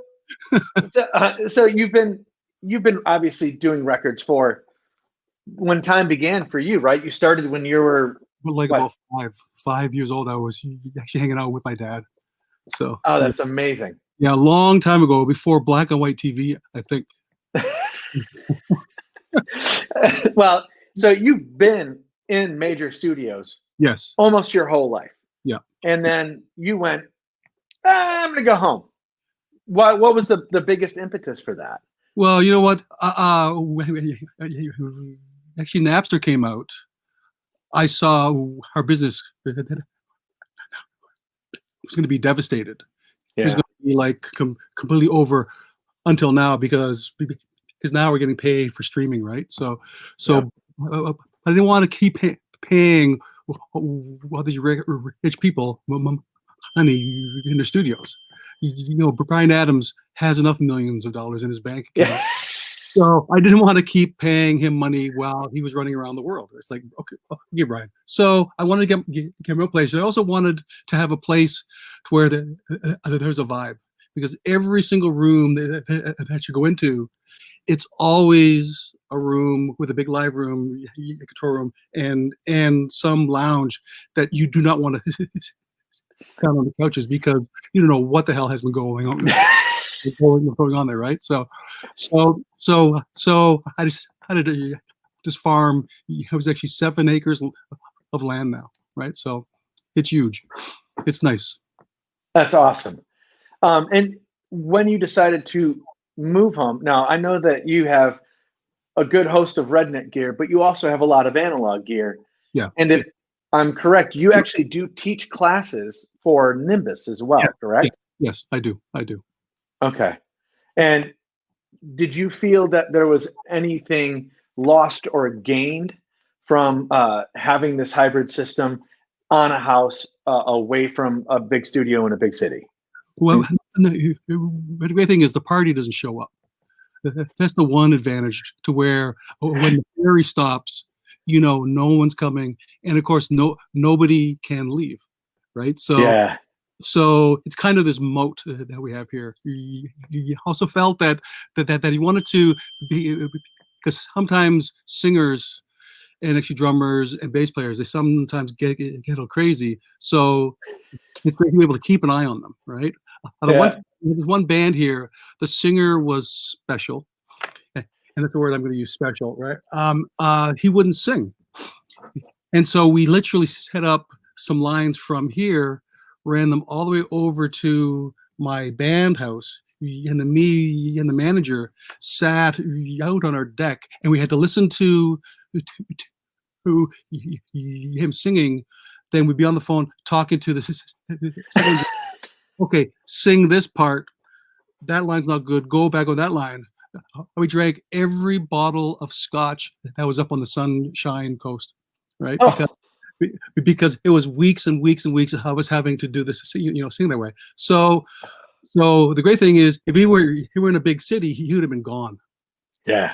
Right. He would have been like at some bar, some club, someone's house, and it's like he knew exactly where he was. Yeah. Yeah. Oh, that's funny. Yeah.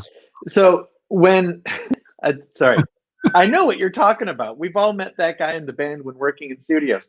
Yeah. So Special.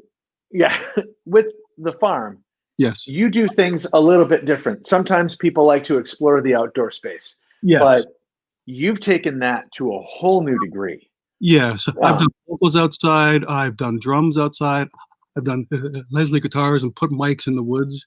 It sounds phenomenal, right? If you go to the big rec record I did, and I forget, I think it's the second last song on the record. You could hear the Leslie guitar on it, and it just goes through the, it just sounds bigger. It's like a Jude sound.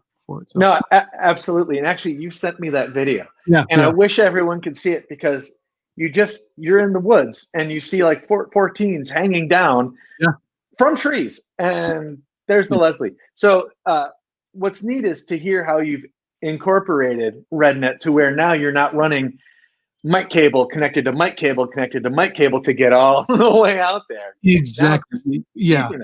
You say we have our living room wired up now. I do have my laundry room now wired up. We're going to put some amps down there.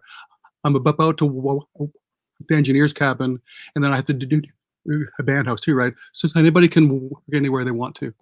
It's great. Oh, that's fantastic. And hopefully then when you have those special singers, they're not so prickly, because it's going to be easy. Like, what room do you want to sing in? Yeah. It's like, shut up. Well, hey, do you want to go to bed now? And then, actually get up at 4 a.m. and sing? I can do that, right? So, no, absolutely. So I know that you're starting a new venture as well. You and producer Brian House. Yeah. You guys are starting a label. Yes, Giver Records. Is it really? Oh, yeah. Giver. Oh, yeah. Oh, we're going to do Giver Records, eh? Oh, gee, eh?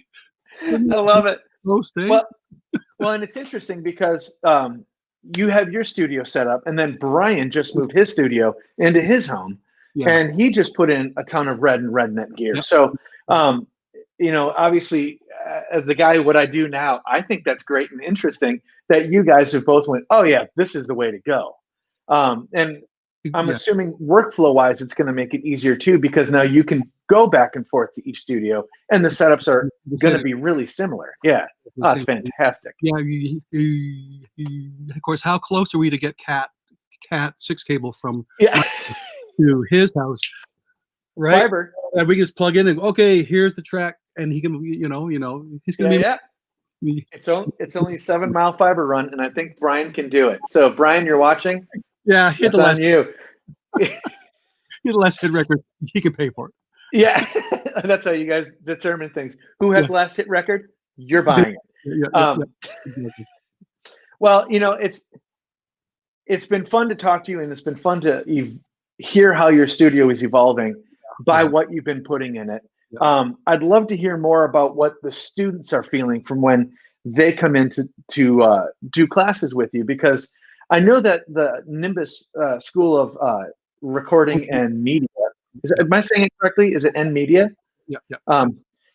They have some RedNet pieces as well. Yes. But you have a much different kind of setting for it. How are the students reacting to this working at your home studio? They actually come up here and they're like, so wait, you just have to plug in one little cable, and I could have mic pre's over in this house. I go, yeah, this is how it is now, right? Yeah. So they're a little bit kind of in shock and awe because it's something that I didn't really know about until I talked about it. Yeah. Once you can do anything now, it's great. I can go up to my top bedroom if I want to, and to do things. So it's going to help them. The kids out there, if they want to be able to get this into their house, because you don't have to put in large mic panels. You can just run one small cable, right? Yeah. Thrilled about it, right? They're all thrilled. It seems. Oh, that's really exciting. I'm getting a note. I just want to make sure I'm reading it right. Okay. It sounds like so for the people tuning in, we did an event with Garth and Rob before for Ericsson, which is a company in Canada. Yeah. And Rob's been hanging out because he wants to join the conversation because he misses hanging out with Garth. So I think that maybe we bring in Rob now. There Garth, he is. yes, Garth, yes. What could go wrong? What could go wrong? It was PG-13 at best before. Oh, no. Oh my gosh! See, this is what happens with Canada. Hey Garth, how you doing? I'm stunned. I'm stunned. Well, at least no one's saying we're shut down. So the FCC has stepped in. The cord has been pulled. Yeah, that's okay. We're redundant, so they can't really shut us off. That's the beauty of Dante. The beauty of Dante. Yep. So I know that the last time the three of us were together, it was equally as hilarious. But now we had a conversation of Rob speaking with Garth about possibly integrating Atmos at his studio. About that, yeah.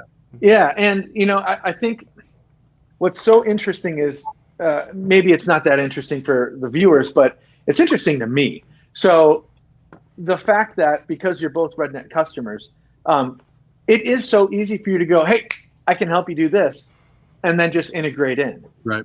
And that kind of thing to me is a kind of lovely, because after the Ericsson event, it was, hey, let's talk, let's get together, let's hang out. Yeah. And I don't know, I just think that kind of thing is nice. And I don't know, I think it's great. And I'm hoping that Rob and Garth did get at least a little conversation about it. And back to actually COVID and having to deal with in the house and not being able to leave, so it's a bit hard. Yeah, that's this year has been upside down and backwards in every possible way, right? Yeah. Yeah. But I think Dave, what you're talking about is so true, because the implementation is easy to discuss with someone who knows the kind of the backbone of the system. It's super easy to scale and create new setups out of the existing gear, and then you also have the fact of much like our conversation a few minutes ago, where you're brainstorming with each other. Oh, how are you handling this? How are you doing this? And all of a sudden, you're finding new workflows and more creative workflows, something you didn't think of that might have even been staring you in the face. But, I think that's kind of the beauty of this system, is that the tech is here, we can enjoy it, and it's all for the sake of being able to make great music, right? Yeah, exactly. I'm actually starting Devin Townsend's record probably in March, and that's why we wanted to do the whole thing in Atmos, right? So yes, because his mind is literally 7.1.4 or 11 or beyond. Yes. Yeah. Right. He has everything around his brain, and it's like, so to have to do it in stereo is cute, but to do it in like Atmos, it's going to blow their minds, I think. Yeah, and that's the beauty of creatives is once they know that capability exists, Oh yeah, the constraints that so many have worked in by default, I think, are gonna just melt away and explode. It's an exciting time for music. Yeah, it is. Remember mono? Remember? Yeah, yes, the one speaker. Yeah, how do we fit everything into this little Oratone? How do we do it? Sound and fit, right? Yeah. Yes. Now it's huge. It's Yeah. absolutely gigantic, right? So Yes, it's gonna be- unbelievable. yeah. My favorite, well, one of my favorite funny quotes from CLA was he was talking about 5.1, and he said when 5.1 came out, he just thought, "What are we doing? Quad was perfection," and I just thought that was really funny because everyone thought mono was perfection until That's someone right. went, "But here's another speaker." Yes. So Oh well, Yeah. my dad did quad. He put the left in the back, right. He put the right in the back, left. He said, well, "There's your quad." Yeah, exactly. There's your quad. Yeah. He was like, "No, I'm not gonna do it." So. Yeah, that's right. No, back to two speakers. Yeah, that's right. So I've actually someone's got a question for Garth, which is Uh-oh. going to be fairly Garth specific because it's about integrating gear. So it's Garth, do you use analog gear like compressors or vintage modulation gear in post? What kind of latency are you getting? And do you just use it in post? Because you are not using the Thunderbolt 3. Garth has a full RedNet system. Yeah. And I believe, I'm trying to remember what your setup was. You have HD32Rs, so Yeah. it's HDX cards. Yeah. I basically use everything pre. Then wherever like I'm posting, I always do it inside the box. Okay. Tend to not want to have to deal with the latency because if you do, then it moves everything around. You spend so much time making sure that our sounds going into the box is right. You know, there's this whole conversation before. Just because you can use 13,000 plugins on one sound isn't right. Just make sure it's in the box and it sounds the way that you want it to sound. Don't say it's good enough and then put every single plugin on the man on it. Yeah, garbage in, slightly polished garbage out. Yeah, slightly, yeah. Just, trading sounds, one garbage for another. Yeah. Oh, this turd sounds brighter. Sorry, I feel if he can hold up the button, I can say turd. I'm just saying it. Well, and I think that's interesting because knowing that is the theme of it for you, Garth. And I know that we've discussed this before where it's get it right in the capture so that way you're not trying to mangle everything later. Exactly. And it keeps your post-production simpler for recalls and all of that as well, correct? Plus you're going to basically be tweaking as you go because as you build the song, you're going to slightly change your drum sound. And if you get that, you know, as you go, but they have to keep using analog, you know, like post. It gets to where everything begins to shift on you, you know. So once you go in the box, you stay there. I mean, yeah, in the box. Yeah. So apparently, everyone's been inspired by our conversation because now Mr. Genewick wants to return. So it's a party. Oh, Steve, you're muted. Don't forget to unmute. We want to hear anything sassy you have to say. You're muted, Steve. You muted. Oh, there we go. And there we go. Yay. Hey, there he is. Sorry, I have a plumber here. The beauty of working at home. And he gets paid more. Yes. Exactly. Yeah, we're in the wrong profession for sure. Exactly. Oh, and the gardeners are here now too. How do you like that? You said working from home. Yeah. I just wanted to ask, go ahead. I just wanted to ask Garth if I can mix the Rage record in Atmos. Yes, please. Permission. Please. Putting people Yeah, that's all I together. needed. That's excellent. Please do. Yes. I love the gardeners. Sorry about that. Steve, you came back legitimately just to get more work. I think we all know this now. Hey, you know? Hey, you got to do what you got to do. My kid's in college, man. That's right. That's right. And don't worry about the gardener. Last time we did this, Garth and I were both battling our dogs going nuts, you know. On the, this is how it is. Yeah. Ready for you. I think this is the best way to end all of it. Gentlemen, this has been party. Oh my gosh, just an absolute and utter pleasure. And I just wanted to say thanks for all of you who have joined us today for Focusrite Pro's at home live event. Oh my gosh, this was just too much fun. I hope you enjoyed all the interviews and product discussions. I'd like to thank Ceri Thomas, Steve Genewick, Rob Burrell, Garth Richardson, Matt Pliskin, and Peter Tilley for joining me. I hope that you've also, sorry, joking now. I hope that you also have seen that Focusrite Pro has the solutions to make you feel at home at home. And as we close, please enjoy this video of a project produced and mixed by Rob Burrell. The band is Lance and Lee. And for Focusrite Pro, I'm Dave Riley. Thanks again for watching.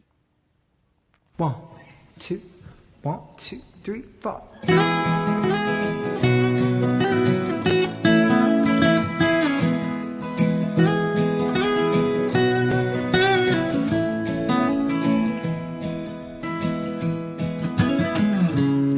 I know you say you got some demons, gotta be the one to face them. And I've been trying to stay patient. All the hidden stuck emotions, the undercurrent of an ocean, not gonna let it all pull me down. It won't be long, you're gonna miss me when I'm gone. It won't be long, you're gonna miss me when I'm gone. When I'm gone, when I'm gone, when I no longer belong. All your rights and all your wrongs, you're gonna miss me when I'm gone.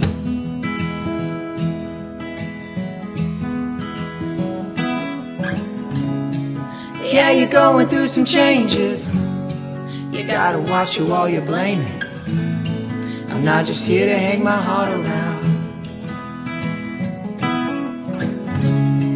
Your head is full of lots of reasons, and darling, maybe you should leave me.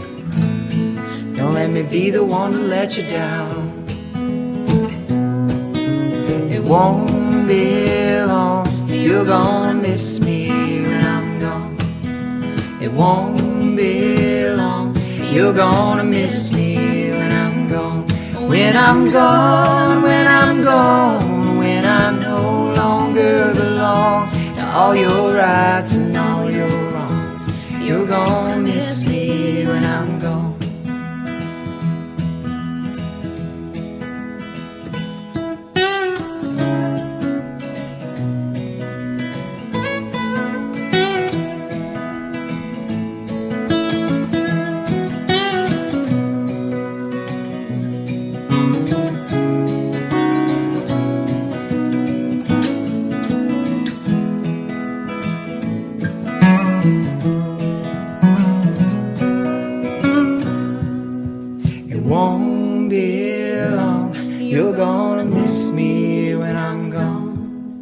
It won't be long, you're gonna miss me when I'm gone. When I'm gone, when I'm gone, when I no longer belong. All your rights and all your wrongs, you're gonna miss me when I'm gone. When I'm gone, when I'm gone, when I can't keep holding on. Yeah, I know it won't be long, you're gonna miss me when I'm gone.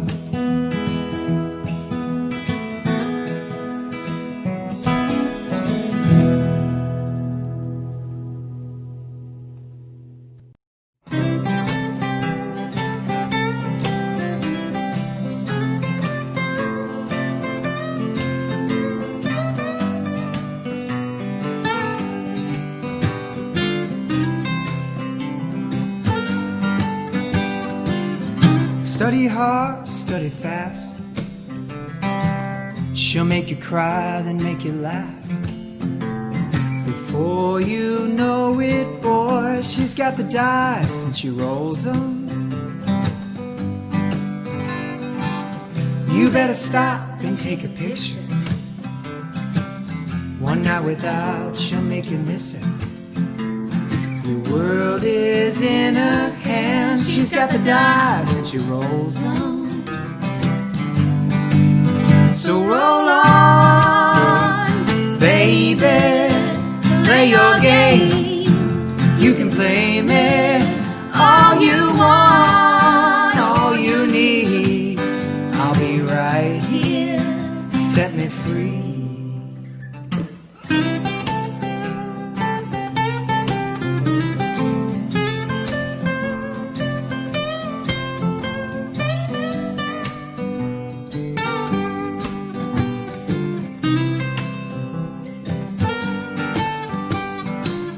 She'll make you hurt, but you'll love it. Yeah, it'll burn for a moment. Once she gets in your mind, she's got the dice and she rolls on. So roll on, baby, play your games. You can play me all you want, all you need. I'll be right here, set me free.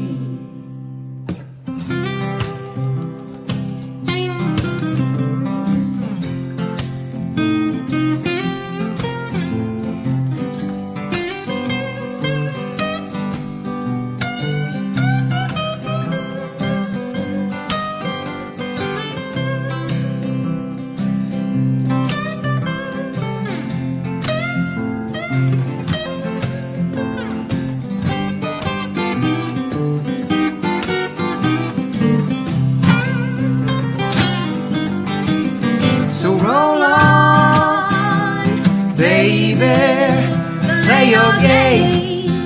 You can play me all you want, all you need. I'll be right here, set me free. So roll on, baby, play your games. You can play me all you want, all you need. I'll be right here, set me free.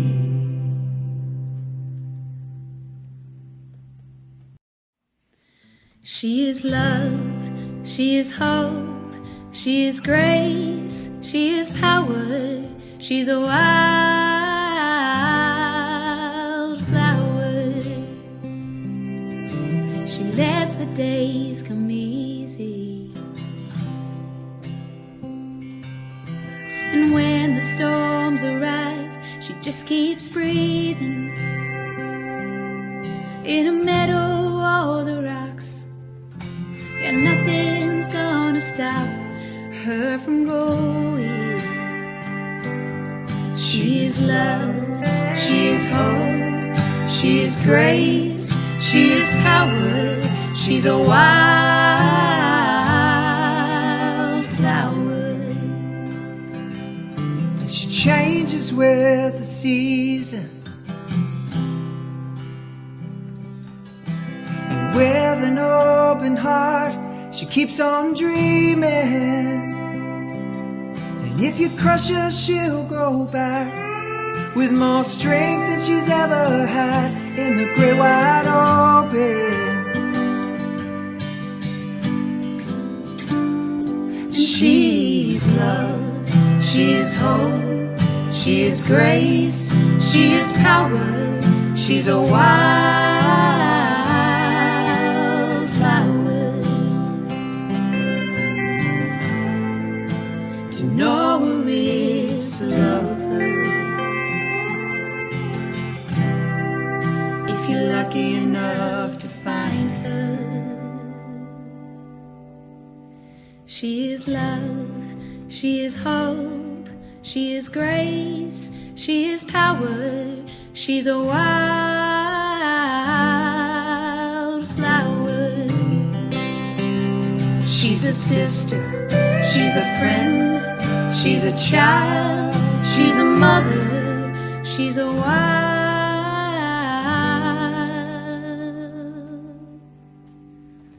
flower.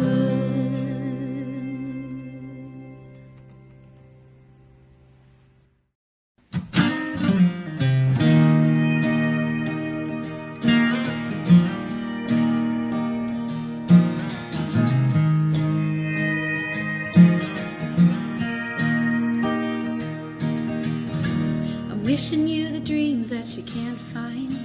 I'm wishing you a heart full of sunshine. I'm wishing you the space that you need to grow. I'm wishing you years full of laughter, the happiest of happy ever afters. I'm wishing you all the colors of a rainbow.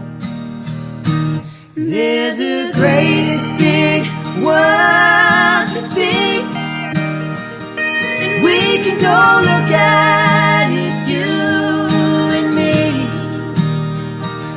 And even when the sky is gray, together we'll always find our way. Whatever you want, you can have it. A beautiful life full of magic. And if it gets heavy, I will carry the load so you can let it go.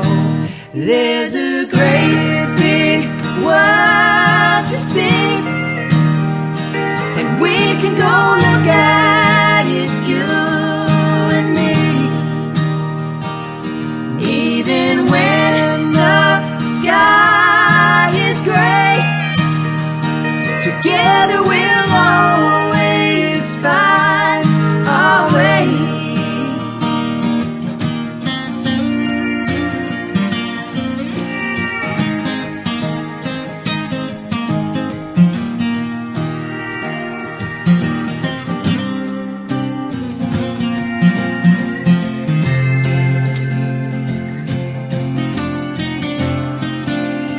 There's a great big world to see, and we can go look at it, you and me.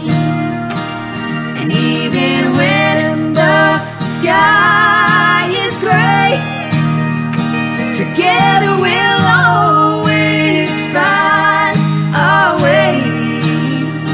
Together we'll always find our way. There's a great big world to see. We can go look at it, you and me. And even when the sky is gray, together we'll always find our way.